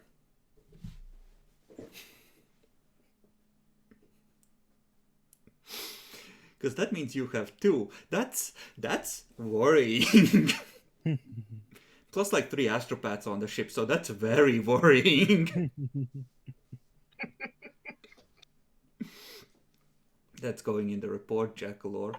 I mean, good thing that she doesn't have a tech priest with her. You're technically a recognized Forge World of the Adeptus Mechanicus. Technically. Yeah, but just a tech priest on her side to poke her and say, that guy isn't from the past Forge World. Should be bad enough. Yeah, well, she's not an Inquisitor. She can't recruit acolytes herself. Mm-hmm. So she's probably just sent here to keep an eye so that things don't go completely to shit. You know? Yeah. So she's gonna leave you and she's just shaking it in disgust.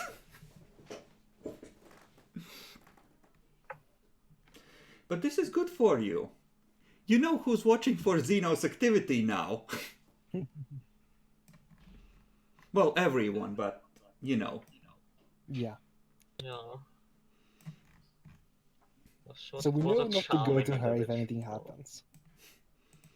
I mean, you have to be careful in how you go to her because she might have things like mind reading to make sure that you're not fucking with her. Mm-hmm. Okay. Nothing else of exceptional note happens, and the Warpsbane hull is eventually finished. I would like to speak with the quartermaster though, at some Okay. point. Sure. What do you want from him? Just say hi? Yeah. And talk to you about the acquisitioning of the Warpstone Hall. Okay, so this is his office now.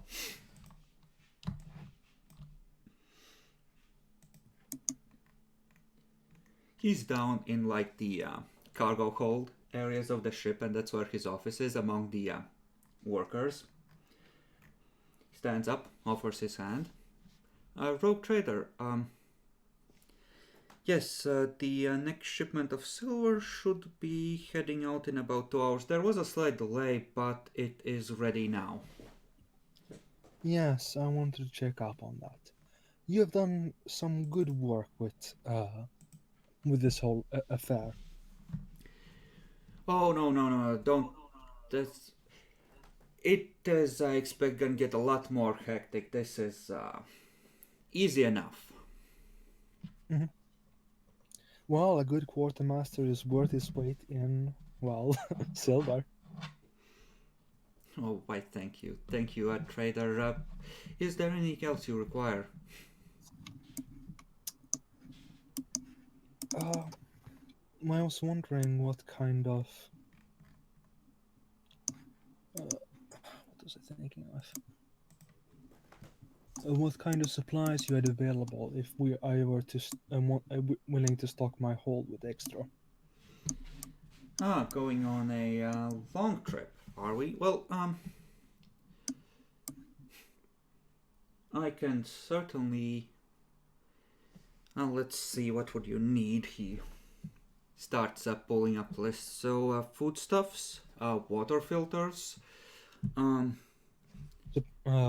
repair filters, materials. yes, chemicals, fuel. You probably okay with the standard loadout. Ships usually carry years worth of fuel. Let's see, shells. I don't think your ship had a hold for extra shells. Not like the Obsidian Medusa. No. Let me tell you, We were loading shelves for 4 days with that one. Whew. They could glass a planet with that. 5 times over, in fact. Wouldn't be surprised. They're supposed to do, after all. Ah, yes. So, let's see. Why don't you make me a roll against profit factor with a, let's say, plus 20 to see about acquiring extra supplies? Because I'm assuming you want, like, what, a couple more months? However much your extra 5 units of, or extra 10 units of cargo space will give you? Yep.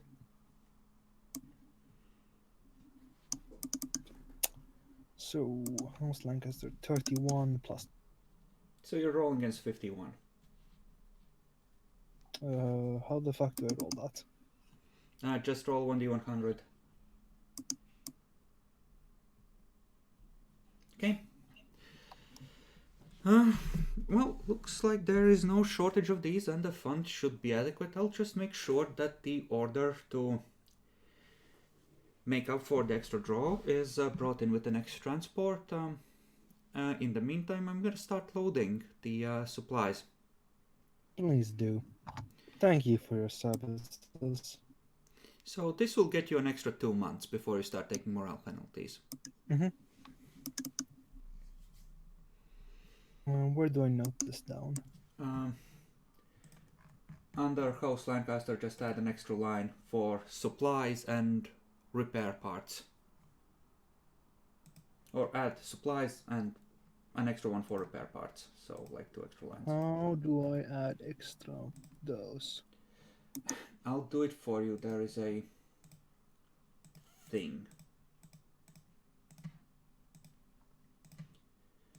So, okay. And after this, are we ready to head out?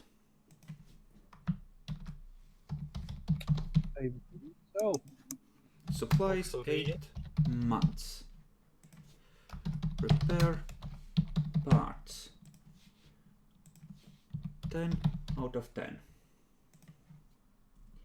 Okay, so you are heading towards C9. one of the possibly habitable systems with the Sol type star.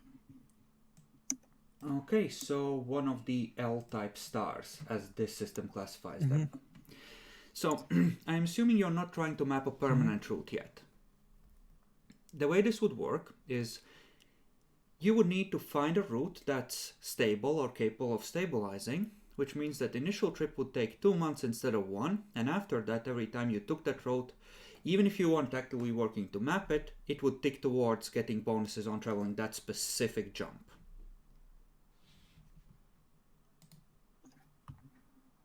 So it would be, assuming right now you just want to go there.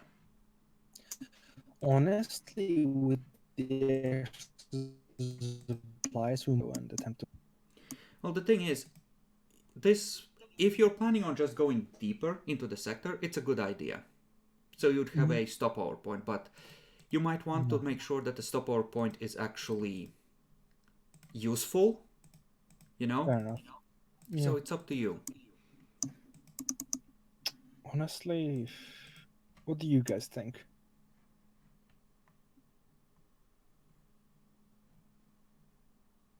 Extra time in the warp is also dangerous.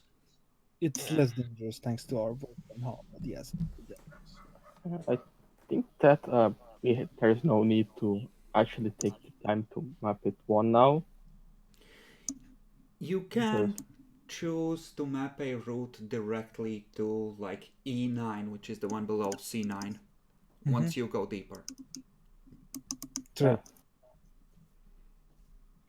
Unless we find something wonderful in C9 and it's worth mapping the route, I don't think we'll need it.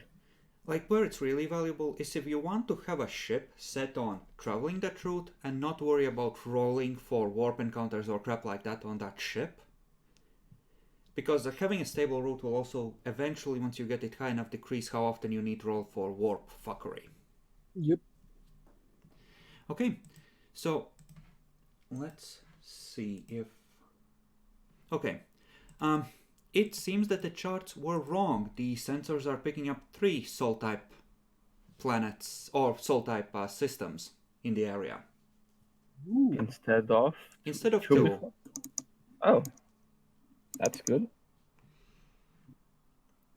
It's also weird and fucky. Also, the stars Yeah. seem to have drifted slightly off center of where they're supposed to be. But hey, this place was in a warp rift once upon a time, so hey. Mm-hmm. Or this star is actually a hidden forge world. Oh no. It decloaks and opens land sports. So, you want to go to one of those randomly, Jacklor, I assume. Yes. Okay, roll me a 1d3.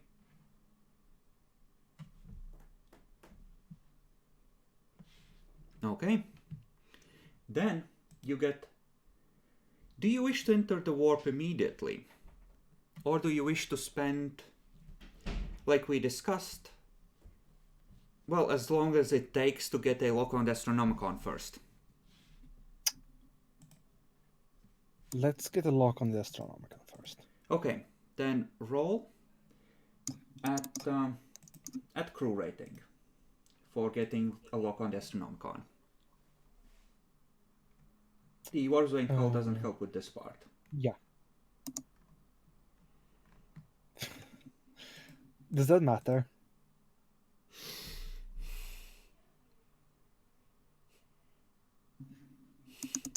Sure. The navigator tells you that he has the Astronomicon is ready to proceed a week later. Can I reroll that? He's a member of the crew. He's not a named character. Sorry, Jackalor. I can't spend my fate points? Nope. Oof. So it's usually -20 for traveling without Astronomicon. With Warp's Wayne Hull, it is a -5. Bacon, roll crew rating at -5 for the Immortal Acolyte. Why didn't we make a navigator again? Nobody wanted to. Really? A PC navigator would have fate points by rolling versus 60s. Okay, so you plunge into the warp, and it's it's a rough ride. The navigator tells you that this is normal. He's experienced this many times before, with a slight note of panic in his voice. I'm going to kill that navigator someday. Everyone feels that way about their navigator in Rogue Trader. Unless they're PC, in which case they tend to suck less. So, Jackalor. Actually, everyone gets one of these, and Nyaxi gets 2. Roll crew rating at -5 to see how many of the encounters en route he manages to avoid.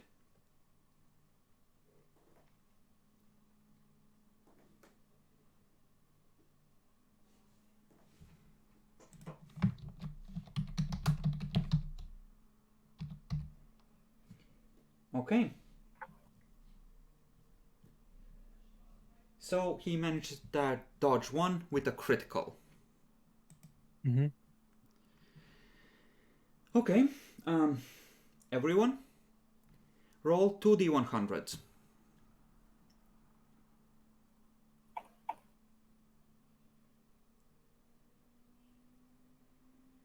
I rolled a retarded way. Yeah, you did. Nexi, What? second 2d100 because you had 2 travel encounters. Yeah, I did a normal roll now. You didn't need to roll second time. Okay, so 2 of those are okay thanks to the Warp's Bane Hull. Even if we count less generously. Why the I'm gonna need to reopen this because my PDF reader is being fucky. And let's Let's see how bad this gets. I'm pretty sure one of those might be a warp storm. Yes, my role is a all ghost chips. Ghost chips, you say?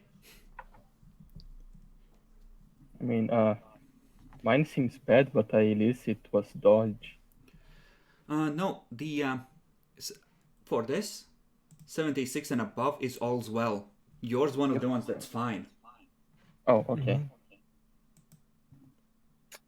I will note, Nia, you have either incursion or visitations. And the other one is also well. Okay, so Jacklor, what are your two and what do you wish to pick for? Ghost two. chips and warp storm. Which would you prefer? Ghost chips.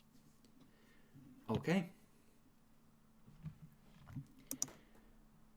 Ghost chips. Well, before we continue, roll for temperamental warp engine.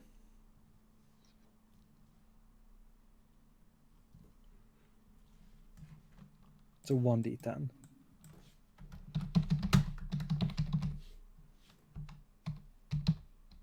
Yes, so 5.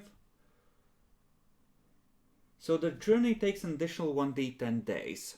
Roll to see how many. So we have an extra encounter. Do I roll that one? Sure, since you're to blame. And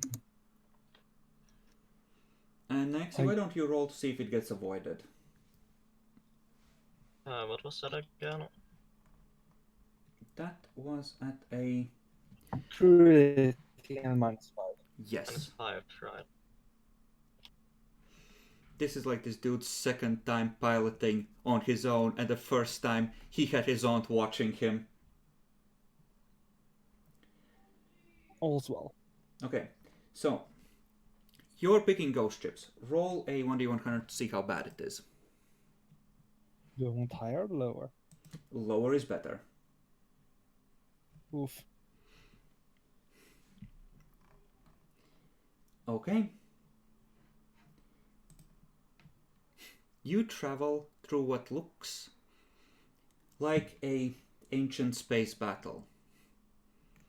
There are ships on one side with hammerhead bows, on the other side ships that seem to be filled with rotting fungus in the holes of the hull.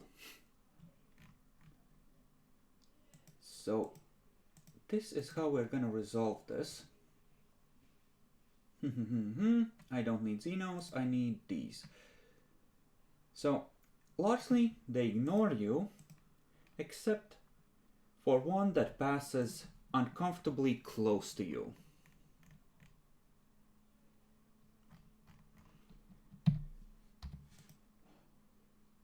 And they look ghostly, but for an instant it's like your realities intersect and macro cannon shells come flying towards you.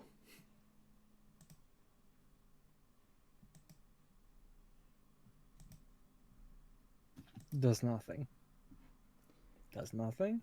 Let's see, that is 4 degrees, and that's a broadside. Oof. So, Well, first hit gets ignored. So well, that it's a does total of 4 nothing. hits. So I'm not counting Oh. the first one. So it's 23, which means that you take like a what? A 7? Mm-hmm. Okay. You take a 7. There is a triage action, I believe.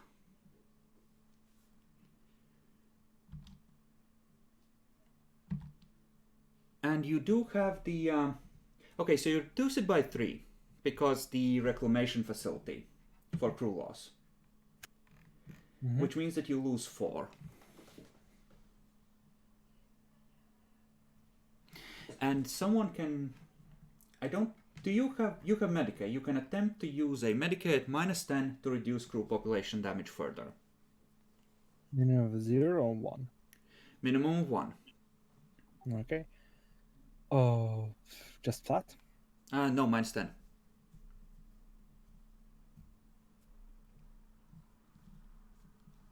Bitch. Okay, then you only lose 1 point of crew. But you lose, I think, 9 points of morale, because that's a shit way to start. Okay, 89 morale.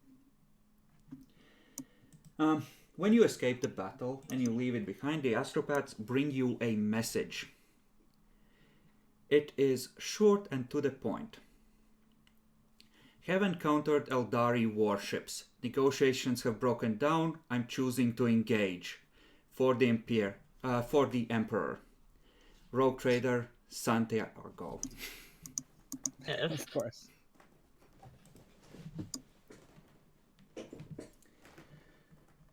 Santiago, not Lutsenko. Santiago, yes. So there are Eldari somewhere in B8. Ooh.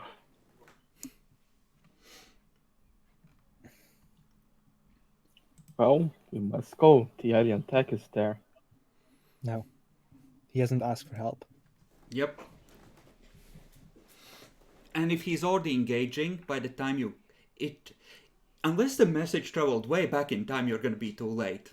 You arrive there. Wait, why are you here? Did you follow me, you cocks? Eldari ships the cloak. Oh, fuck. And wait, what happens is our temperamental warp engine makes us arrive sooner than him. So we're there, and then he arrives. And it's like, wait, what? And then the Eldari decloak. Okay, and Nyaxi's one, the one that was fucky, was visitations or incursion, right? Yeah.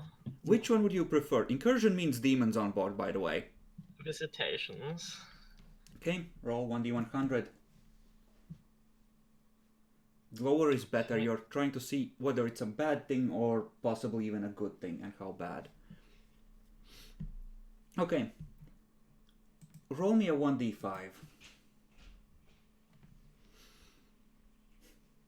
As people's dead relatives tell them to vent the areas that were hit by the macro cannons from the chaos ships. It's the only way to be sure. So, you had a week in the waiting to enter the warp, and then you had a month and 1 week in the warp. Mm-hmm. Please note that in the mission journal. Bacon.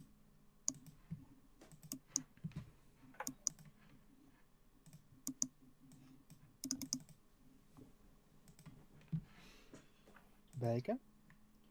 What? Do the mission journal. He wants you to do the mission journal and enter like month and a half for traveling to. What the fuck should I do that? You are the rogue trader. Yes, I'm ordering you to do it. I will turn off the ship engines and will stay in the warp forever. Bacon, turn off the plasma reactor. It will end quickly, I promise.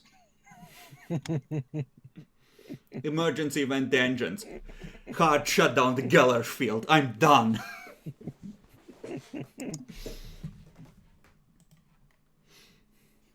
I don't think we can disable the Geller field.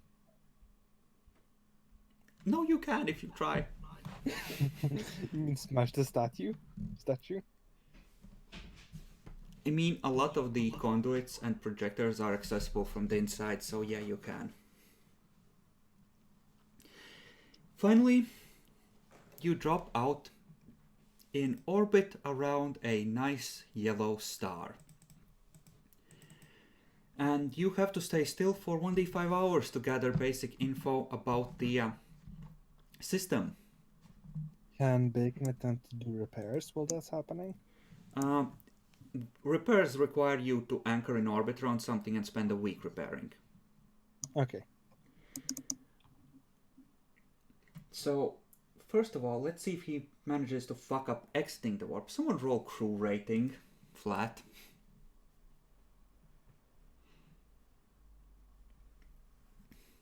The navigator informs you he's ready to exit the warp. This is the roughest journey he's ever seen, but he got you there. There's just this low sound through the ship as it rips into reality. But other than that, there is no problem that you detect. Kill this Uh, navigator. Can I reroll my character and make a navigator? Like, I thought we as a group were talking what we needed, and I didn't realize that we were going to roll crew rating at 30. That's why I got the Warfbane Hull. Good thing you We did. would be dead. Yep. If he hadn't crit failed the locate the Astronomicon, he would have been rolling at 55 for that travel through the warp. Which means there's a good chance he could have shortened it and done better. No, okay, so yeah, 55 is decent. I will let you eventually turn him into a named character if you put up with him and he gets opportunities to learn to not be a fuck up. So, Jacklord, do you immediately order evasive maneuvers or are you just gonna happily chill at the edge of the system? Can I do active augury? Okay, you want to send out a ping and make sure everyone knows you're here. Okay, let's just do wait the 1d5 hours. Okay. So the ship drifts. Roll the 1d5 hours to see if anything has the time to shoot you. Okay. Move the token to the map. Yes, we should. You are in C9 now. Yay. Make sure that you note down. Actually, I'll do it for you. Traveling to C9 01L. Okay. This system doesn't seem to have that much there. You can give me a perception scrutiny test. With the passive scan, you realize that there is a small gas giant, a gas dwarf if you will, with 3 moons in the outer reaches, and that is pretty much the only thing that you are able to immediately detect. Should I roll it? If you are the best at scrutiny, sure. Yeah, I have 50. You can add the ship's detection bonus to this. And if you have something like an exploration bridge or things that actually, let's see, do you have anything that would further aid this? I don't think you do. The laboratorium would help you analyze things, but that's a separate thing. So yeah, just detection bonus. Okay. Okay. Looking through this, you detect an asteroid cluster, which looks like it might be promising for mining purposes. You could check that out up close. Furthermore, from the moons you're observing here, one of them looks promising. It looks like it might have some form of frozen water and a oxygen-based atmosphere.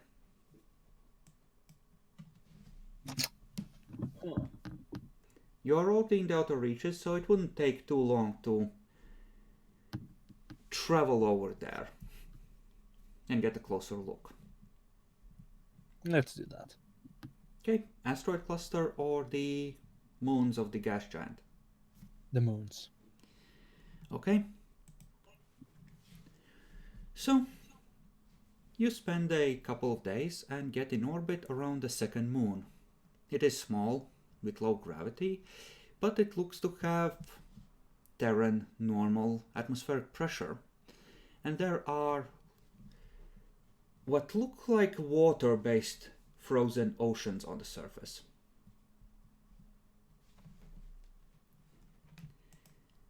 So, here's the thing. If you want a detailed scan of the world, you're gonna have to spend a while analyzing it, essentially.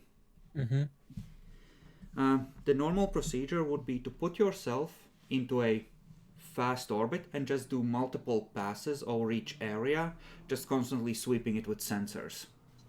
to see if you can discover anything from orbit, and meanwhile you'll be sending some shuttle crews down to gather a couple of samples, that kind of thing. What you can immediately tell is that it looks like I said, frozen oceans with one major continent. Okay. What does the explorator say? He says that if you want him to go down there, he will happily do so. It's not ideal, but based on the sensor readings, it could turn out to be colonizable. I'm asking if he could make a prediction on what could be there.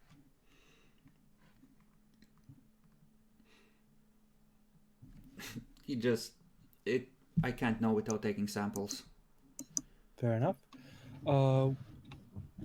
I won't ask him to go down there at first. Mm-hmm.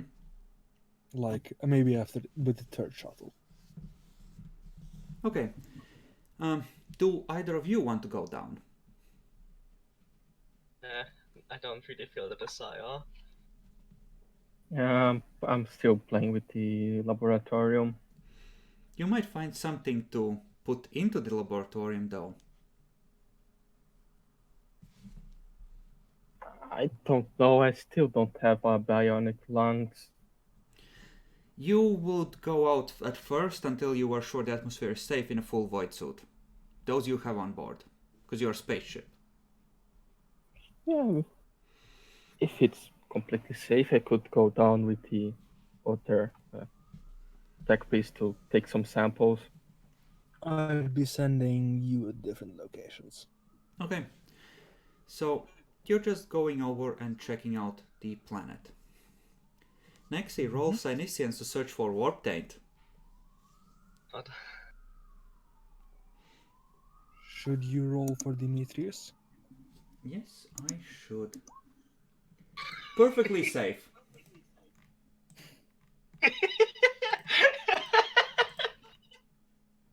Oh my fucking god! Demetrius also concurs that this is perfectly safe and a good candidate for colonization if there's something valuable Please here.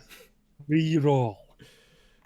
I already spent one fate point. Don't you have 3? Yeah. Demetrius about will 2 spend now. one of his for reroll. He says it's perfectly safe and a good candidate for colonization if there's something valuable down there. See, it was fine.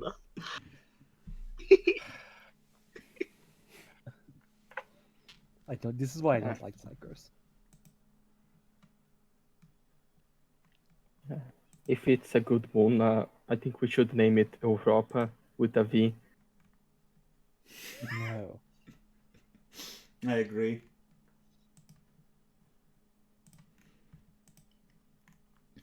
Clearly, we name it York and bombard it.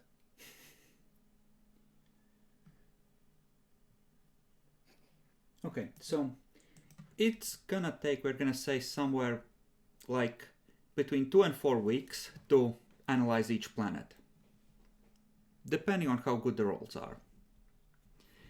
So, Jackalor, I assume you're doing orbital scans. Mm-hmm. Ground penetrating radar, the like. This is gonna be with a -10. Okay.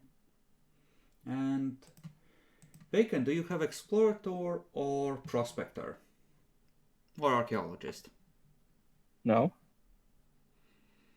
Okay. So you go down there. You have a rating, try the air. He doesn't immediately die. You think the air is reasonably safe. Cool. I won't take the void suit out. You are taking the void suit out. No, I will continue wearing it. Oh, yeah, I thought you meant out of the box or whatever. Okay, so did you roll the scrutiny, Jackalor? You did. The sensors are returning no major veins of ore that you can detect. The No. tech priest tells you that the average temperature is something like -10, -15 throughout the year in Celsius. And while this world is technically colonizable, he can find no valuable resource that would make it so. Also, there are chemical contaminants in the atmosphere, which will lead to sterility within 6 to 12 months of breathing it. Oof. Oof. So gas masks would be a must-have for any colony here. Not if they're servitors. Not if they're servitors. But there's nothing to mine here, as far as you can tell. Yeah. I mean, it's a cold planet. We could set up a bunch of servers here, so the planet keeps it cool. No. You can, at this point, you're close enough to scan and get information from one of the other planets. One of them is a really small moon, doesn't really have anything on it that would make it worthwhile as far as you can tell. Even if it did unless it was a solid, nickel or iron or uranium moon, it wouldn't be worth it. The other is similar in size to this one. It does not have an atmosphere, but it does seem to have similar frozen oceans.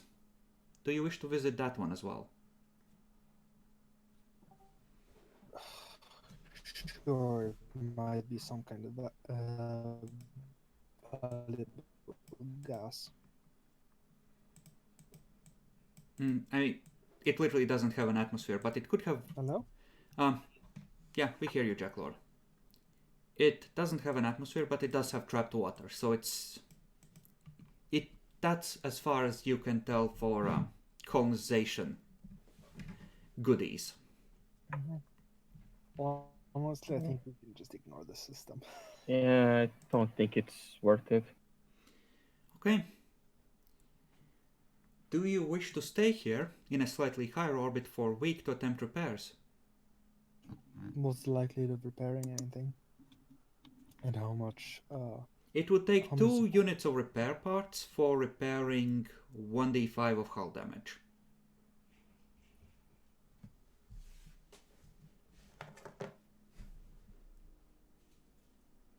We should probably stay here just a week just to do that. Okay. You can also check out the asteroid cluster to see if there's any valuable resource in there and how much, roughly. If we're going to say to repairs, we could at least do it near the asteroid, so we could just scan the passing ones. Repairing in an asteroid cluster is not what is considered a safe anchorage. Not in the asteroid, just at a safe distance.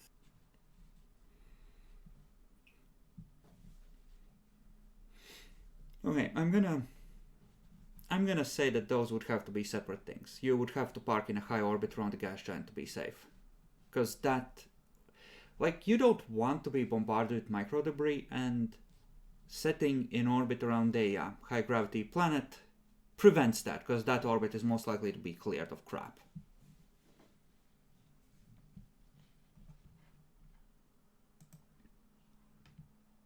So,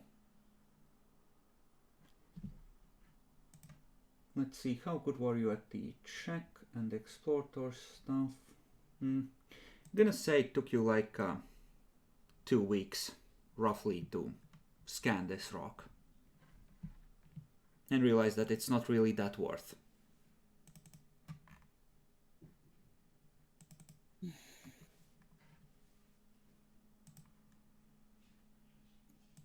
Well, who's better at tech use? Do you even ask? I assume you, yes.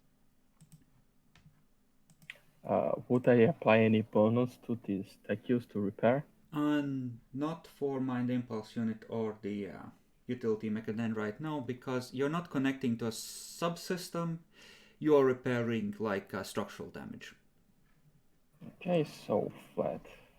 Roll. Okay, so you can restore 1d5 hull damage, and since you're the one heading the repairs, you can reroll if you get a shit roll on the heel. Never Nice. mind. Okay, so you are doing good. During like the first or second day of repairs, you get a astropathic message from a rogue trader Santiago.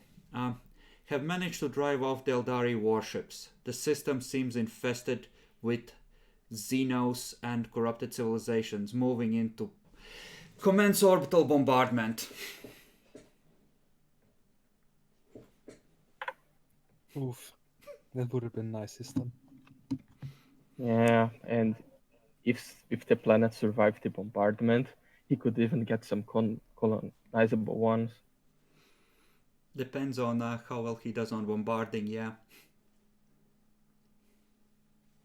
I think you should just inform the Inquisition about this, Jackalour, so they make sure that all the systems are properly purged. I mean, should we inform the Inquisitor about this? Presumably, if he's sending it out to all Imperial forces that may be concerned about this, the Inquisitor or the Interrogator already knows. Okay, I hope then that she goes there and helps to exterminate every habitable planet. I mean, they were Eldari, they would fight back.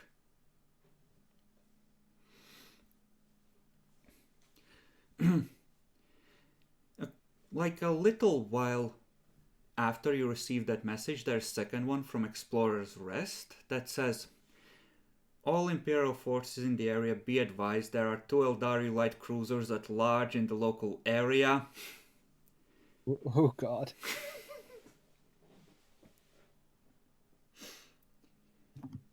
So Hopefully they do. I mean, hopefully they do run into them. okay, I'm gonna add for my notes, scanned by Lancaster for this particular moon. So if you come back here, you know that this one is useless. So you spent a week repairing and another week just moving between orbits and getting in different positions while doing this. Both getting over to the gas giant and changing orbits. So you are currently, month and 1 week and 1 week, so 2.5, 3 months in. Let's check what's happening with the others so I can see if it's time for Luchenko to report in. Okay. Okay. There's going to be a message from Luchenko as well. Be advised, I have discovered a world that was tainted by the warp and have proceeded to eliminate all signs of intelligent life on it as recommended by my psyker. It was the Fenanits, wasn't it, Kappa? I would thought they made it last time, I guess. Little did he know there was a Felidit colony in the Hex right next to the starting one, and they're now dead. You will never know. Okay. So far so good. You've repaired. And where to next? The closest other assault type system. 7? You are not gonna check the asteroid cluster first? No. Okay. Then There's nothing there that we'd want. let me... Well, you might... like in theory, you can dig crap up, you just don't have proper equipment for it. Yeah, that's fucking miners do that. Okay, do you wish to wait to get a proper lock on the Astronomicon?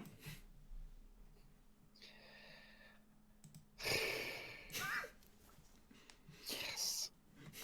The navigator says that this is a wise choice and he would have had to protest if you didn't, because the previous ride was bad enough. Okay. So roll again. Sure. Let's give Let's give Bacon the opportunity because he's the most bored. Let's see if you can get a crit fail for Navigator again. Oh boy, I hope I get one.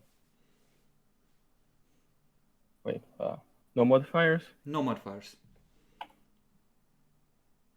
Okay. Oh, Naxi, roll again. A week passes while he looks for the light of the Emperor. I roll again, okay. Where was the ship? Oh, there it is.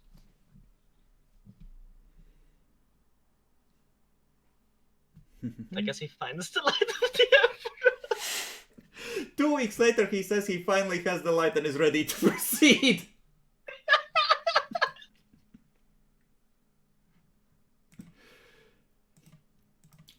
The crew are all praying that aren't at critical stations as you prepare for translation. I'm going to override that order and wait another week. You don't know that it's bad. I know enough about him at this point. I'm going to wait another week. Okay. You wait another week. So, roll Jackalor at -10. Because he thinks he already has the light.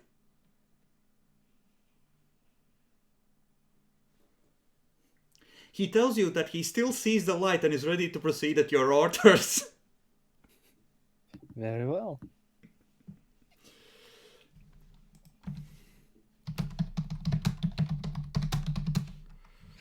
I hate this guy.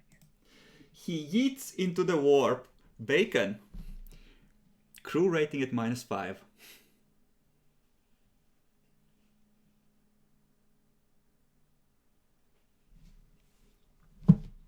F. Jackalor, roll for temperamental warp engine.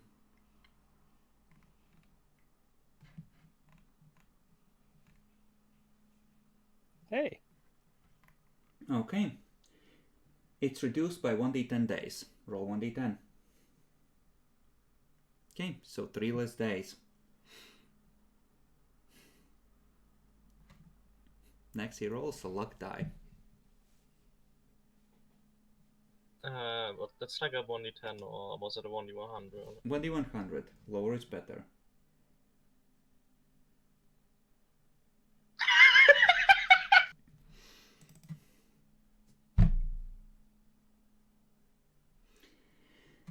The end up somewhere unexpected effect of temperamental warp engine only kicks in on a crit fail. How many crit fails does Niaxi roll this session? It's been a glorious session all around. So let's roll a 1d2 Jackalor to see where we were going. Okay. So there. Okay. Bacon. Roll me a... Let's go with 1d100 to see how far off course you are. Lower is less. yeah. Okay. Roll me a 1d6 Bacon.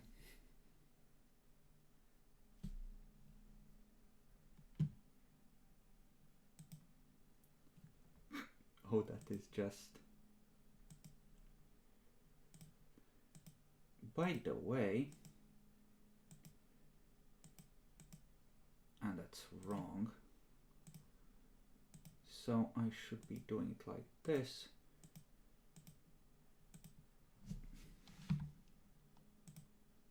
Can you see D8 now? No.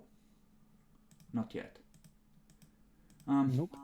Okay, so I'm gonna reveal these areas. Luckily there are no warp storms, as your navigator reports in the neighboring hexes, and you can't sense any, Nyaxi, either, as far I as you're don't trust concerned. him. I don't trust either of them.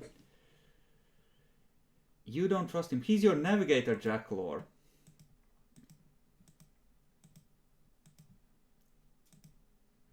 So,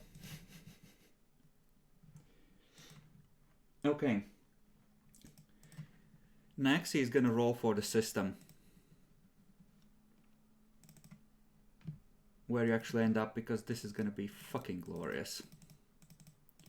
Okay, what should I roll? Let me check how many there are. 1d11. 3. Okay. Well.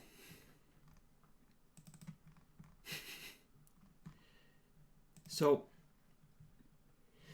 someone roll me 6d100 to see if he managed to avoid any warp encounters.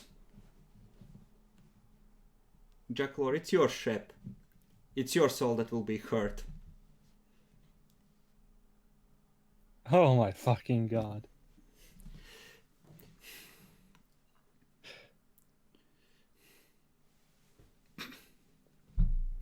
I hate this guy. Everyone, roll 2d100 twice.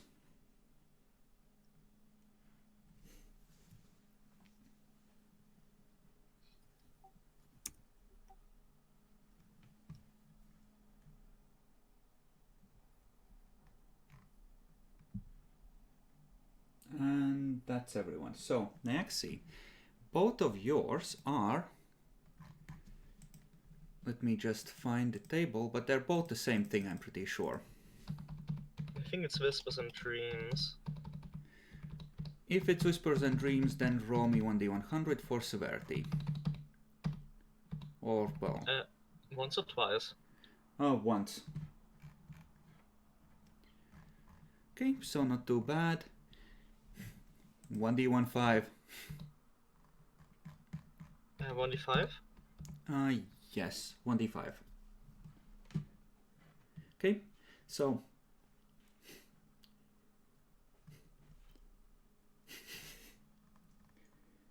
So, Jackalor, you have a dream, and it's reminiscent of the dreams all the crew is having. He's taking you somewhere else. He doesn't know what he's doing. He's leading you to your doom. Please subtract 5 morale. I'll recheck that I can vent the navigator.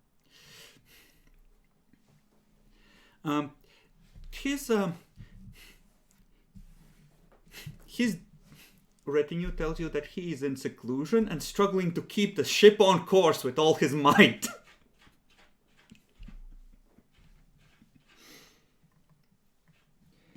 Jackalor, yours is next. It is incursion or visitations. Visitations. 1d100.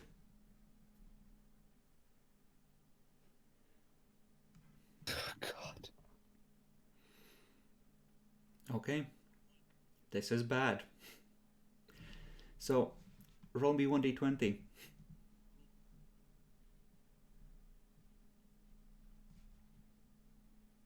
Okay. Subtract that much morale. Keep in mind, for this, the morale loss does apply, I think. For stale air and the bullshit with crew reclamation. So, your father visits you. You have betrayed your house. You have betrayed me. And you have become a filthy fucking traitor. And you're gonna die as a fucking traitor scum. You are nothing to me now. You have ruined our house. You wake up in a cold sweat. You see your father's disappointed form just look at you, standing over your bed, shake his head once, and then fade away. I need to take medicine.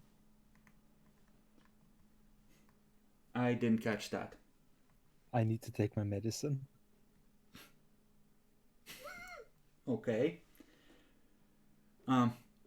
In game, Yes. you take your asthma medicine. You're deeply disappointed by your father's disappointment. Then the next two are all's well. So that's good. And next is Bacon's. You can choose between Ghost Ships and Whispers and Warp Storm. Dreams. Oh yeah, it's 68. Something that is not bad, or something that could be very bad. They're all bad, but they can all be good if you roll low enough. Do you guys want more ghost ships, or do I do another Whispers and Dreams? Whispers. Yeah, let's go with the safe one. Whispers, let's see. Oh, good thing it went Whispers. Okay, 1d10.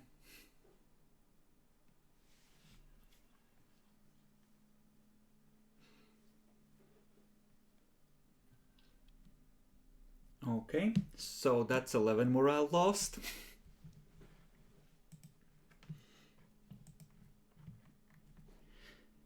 Okay, that was Bacon's second one. Jackalor's was all as well. And then we have one more. The navigator tells you that he doesn't know why you're not there yet, but he can see the shadow of the star ahead of him. He's heading for it. You're almost there. Just hold on. He'll make sure you go home safely. So, 72, Whispers and Dreams, or Plague of Madness. Who would even take that?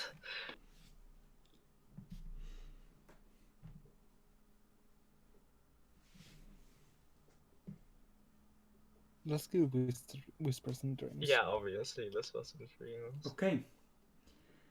Then roll 1d100.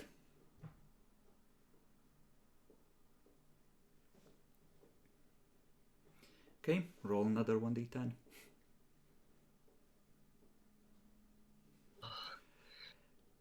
So, a lot of people report seeing beautiful women in their dreams, and there's a couple of people that report that these women suddenly drew claws and just started shredding them, and like a dozen crew members are found just hair completely white that have died from the shock. But as far as it goes, it could have been worse. So we lose one crew? You lose one morale. Like 12 dudes is not enough to count for a crew point. But you lose So we actually lose- 3 morale because, yeah. So, this is where it gets interesting because you drop out of the warp. And I assume you spend 1d5 hours Yes. just chilling. I recommend spending 1 to 5 hours getting ready in combat stations. Would you like to actively scan for anyone trying to crawl up your tailpipe?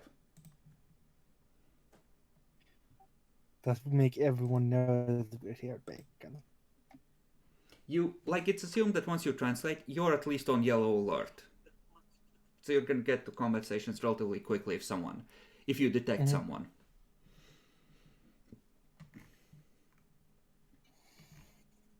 Okay, let's just scan the system. Okay. So it is a month and a half in the warp, more or less.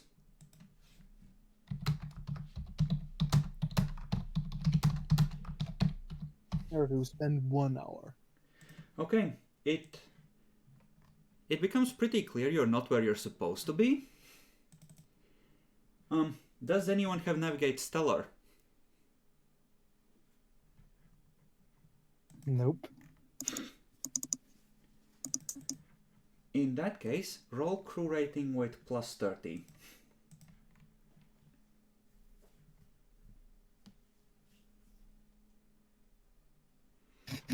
Okay. People continue trying to figure that out. Meanwhile, looking at this system, well, it looks like you might have struck the mother lode here. Wait. Because there are 2 gas giants in the outer reaches with a multitude of moons, something like more than 15 moons between the two of them, and there are Holy two shit. worlds in the temperate zone.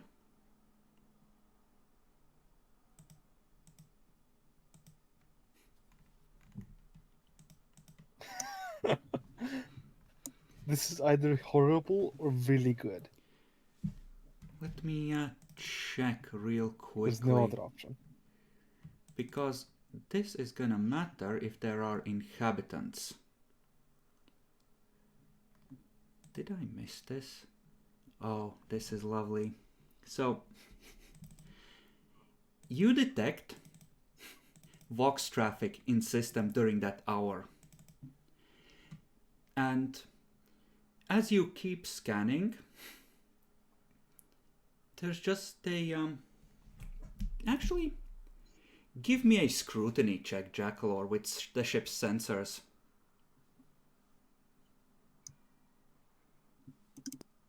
Or actually, this can be scrutiny or awareness. Scrutiny is better for me. Anyone Okay. else have better awareness? I only have 35 awareness. Yeah? You're probably better.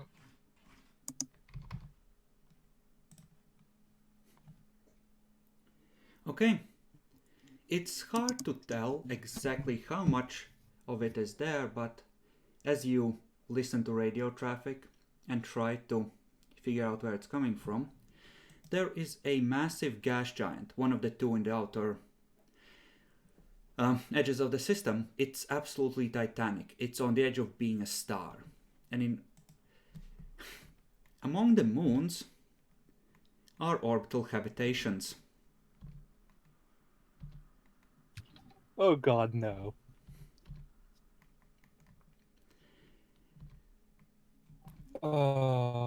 What's the role to listen in on their transmissions? You And would I'd also like to go dark.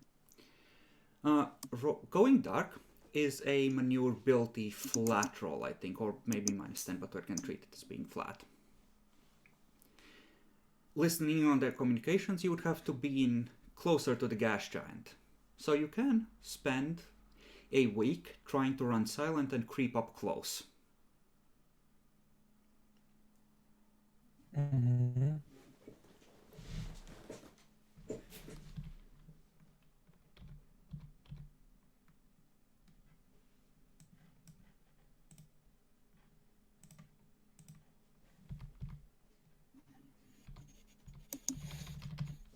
Let's see how much crap there is here.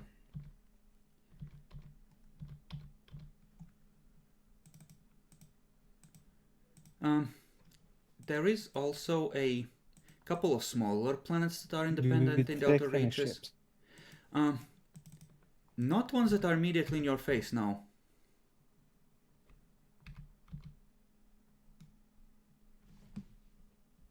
Oh, this is disgusting. Roll a luck die, Jackalor. The habitations. You mean at the habitations, specifically? There looks like there is small traffic of what could be shuttlecraft moving between them. But I'm gonna need a luck die from you.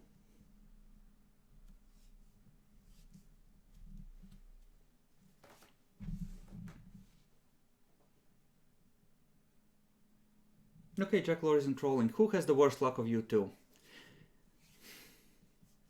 I think it's me. Go ahead, roll a luck die. See how bad. 1d100. Yep. Okay. Good. Right? Right? Right. I is good. High is good. Jackalor, roll to see how well you have hid. Oh my fucking god.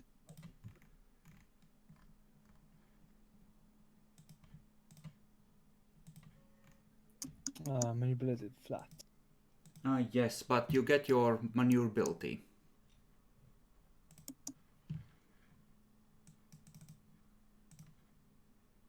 Yes, as I said, manipulated flat.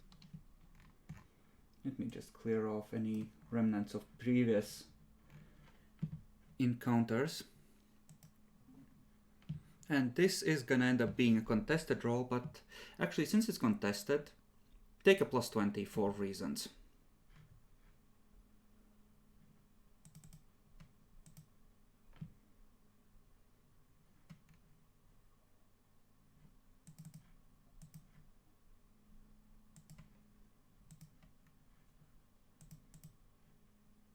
Jackalor?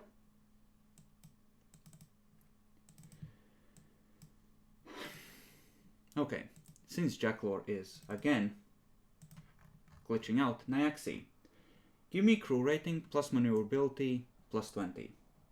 Okay. Sure. Let's see, that's 20. Oh, check a little bit. Okay.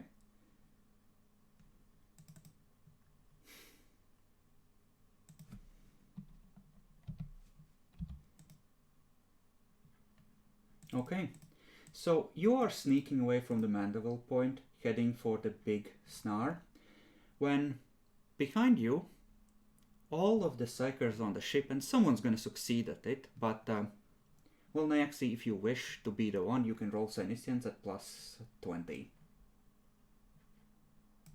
Okay.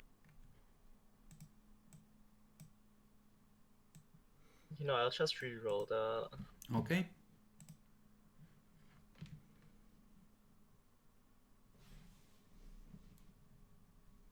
Less bad. Okay. Jackalor, bridge crew. Jackalor, are you there now?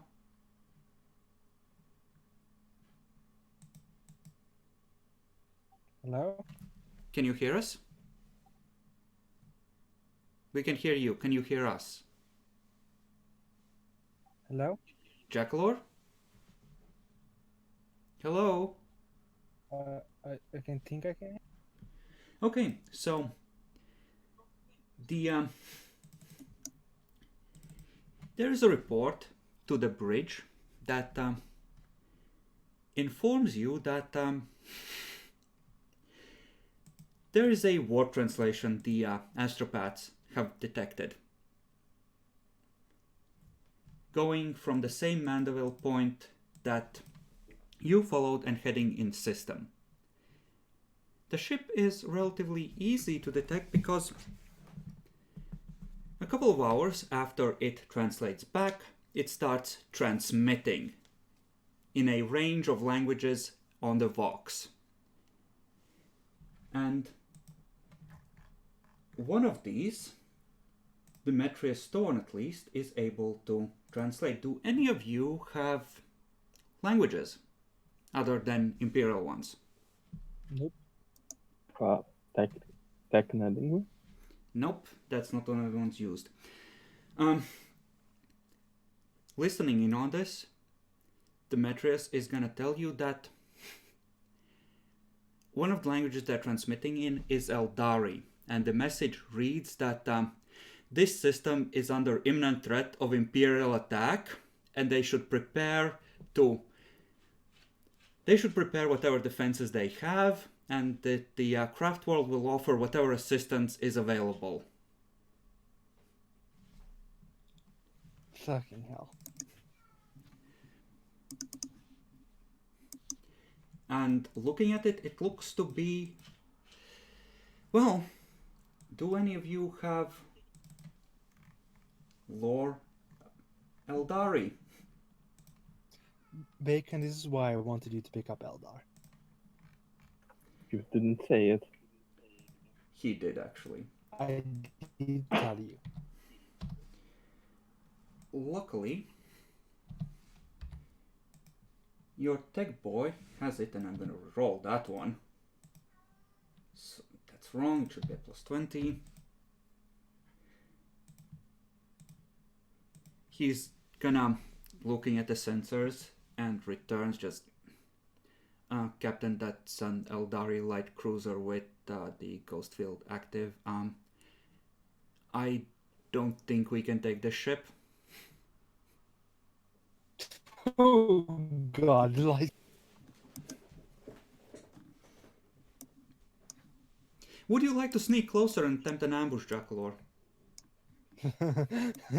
no. Would you like to sneak around and back towards the Mandeville point and leave? Oh, to God.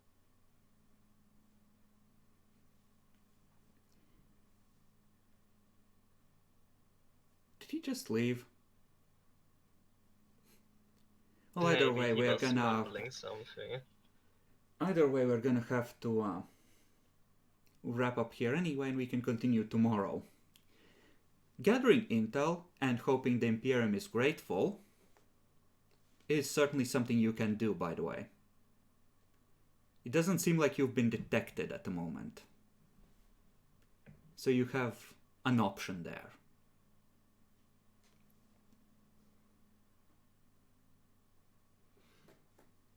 But yeah, I'm just gonna tell you, there's like half dozen colonized planets in this system, and they aren't necessarily friendly to the Imperium, as you might have guessed.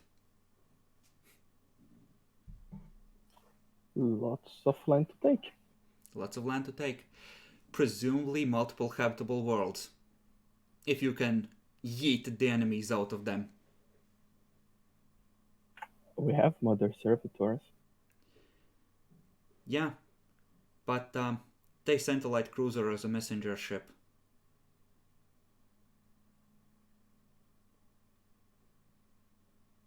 And the messenger is going to leave. Presumably, yeah, you could do some strafing runs on the planets if it leaves.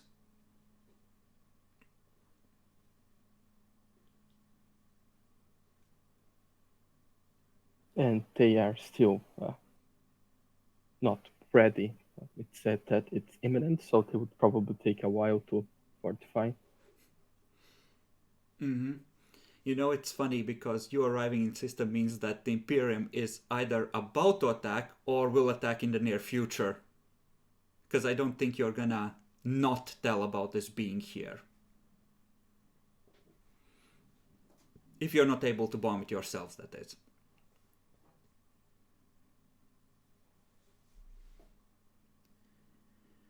Okay, so yeah, I think Jacklor was saying that he had to go. So let's just do it this way. Just add a flat 200 to your XP counter. And we're gonna do something like 200 per session.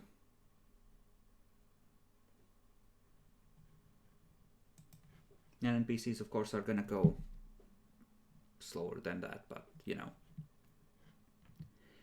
And yeah, I'll see you tomorrow. It takes even Eldari ships time to travel in system, so if it is going deeper in, you can just wait until it's there and bomb the outer colonies, or possibly raid them for tech. You just have to beat it to the Mandeville point and you're Gucci. Or you could kill the light cruiser and take its runecaster. How hard would it be to board it? Not very, but the runecaster is a whole component, so you have to cut it out of the hull. It's not something you can raid for. That being said, one successful boarding lets you place the nuke. And then the system is yours. Exactly. And if anything goes, we could have a Eldari ship. You won't have an Eldari ship if you nuke it. Yeah, but we could not nuke it. You're absolutely right. Jacklor might be willing to engage. No, it's a single ship, and you're absolutely right. Apparently Santiago was able to drive off whatever Eldari responded when he showed up, and he then proceeded to bomb.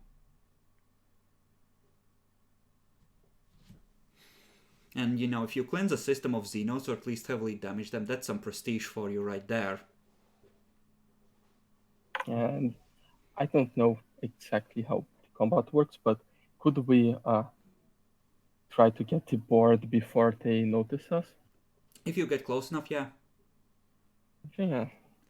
Because if we manage to board with a nuke before they notice us, it's The GG. trickier part is catching up to them, because you're traveling at half speed and they're racing in system, and they are not that much slower than you at full speed. But we were moving to the direction of the main You are moving in the... habitation. They are heading to these planets deeper in the system, you're heading towards the massive gas giant. That's why they didn't detect you, because you are off at an angle from them and out of their direct travel path and easy sensor range. And they were making noise, whereas you were not. But yeah, effectively you are behind enemy lines right now. Able to cause havoc. And how is going to work the XP expenditure? Would I magically burn about the Eldari from the moment I see the ship until 5 minutes later? No. For things like lores and the like generally, either for things that you can train, you can just get that while you're traveling through the warp, because there's a lot of downtime, or when you're back at the station repairing, resupplying is also a good time to pick things up. Okay, well, let's end it here. Communication problems and Demi being a fuck up. As per usual, the start of a new campaign is fucky. Remember when I missed our first campaign in Springfield? First session, I missed it. I don't actually, it was so long ago. Yeah. I just remember going in and, oh, by the way, that guy, he isn't going to play, and he never appeared. So we have this other player, and what? Ah, yes, it's fucked up. Okay, let me, just so you understand. I don't think you can take the Eldari light cruiser in a fair fight. That being said, if you utilize the nuke, you absolutely can fuck it over. And you might be able to outrun it. At full speed, if you have to flee. But yeah, Eldari ships are exceptionally maneuverable and fast, and it has a lot of firepower because it's a light cruiser.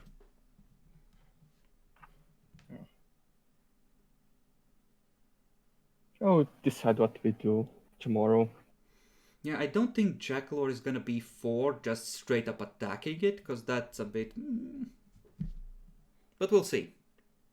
Okay, well then, till tomorrow.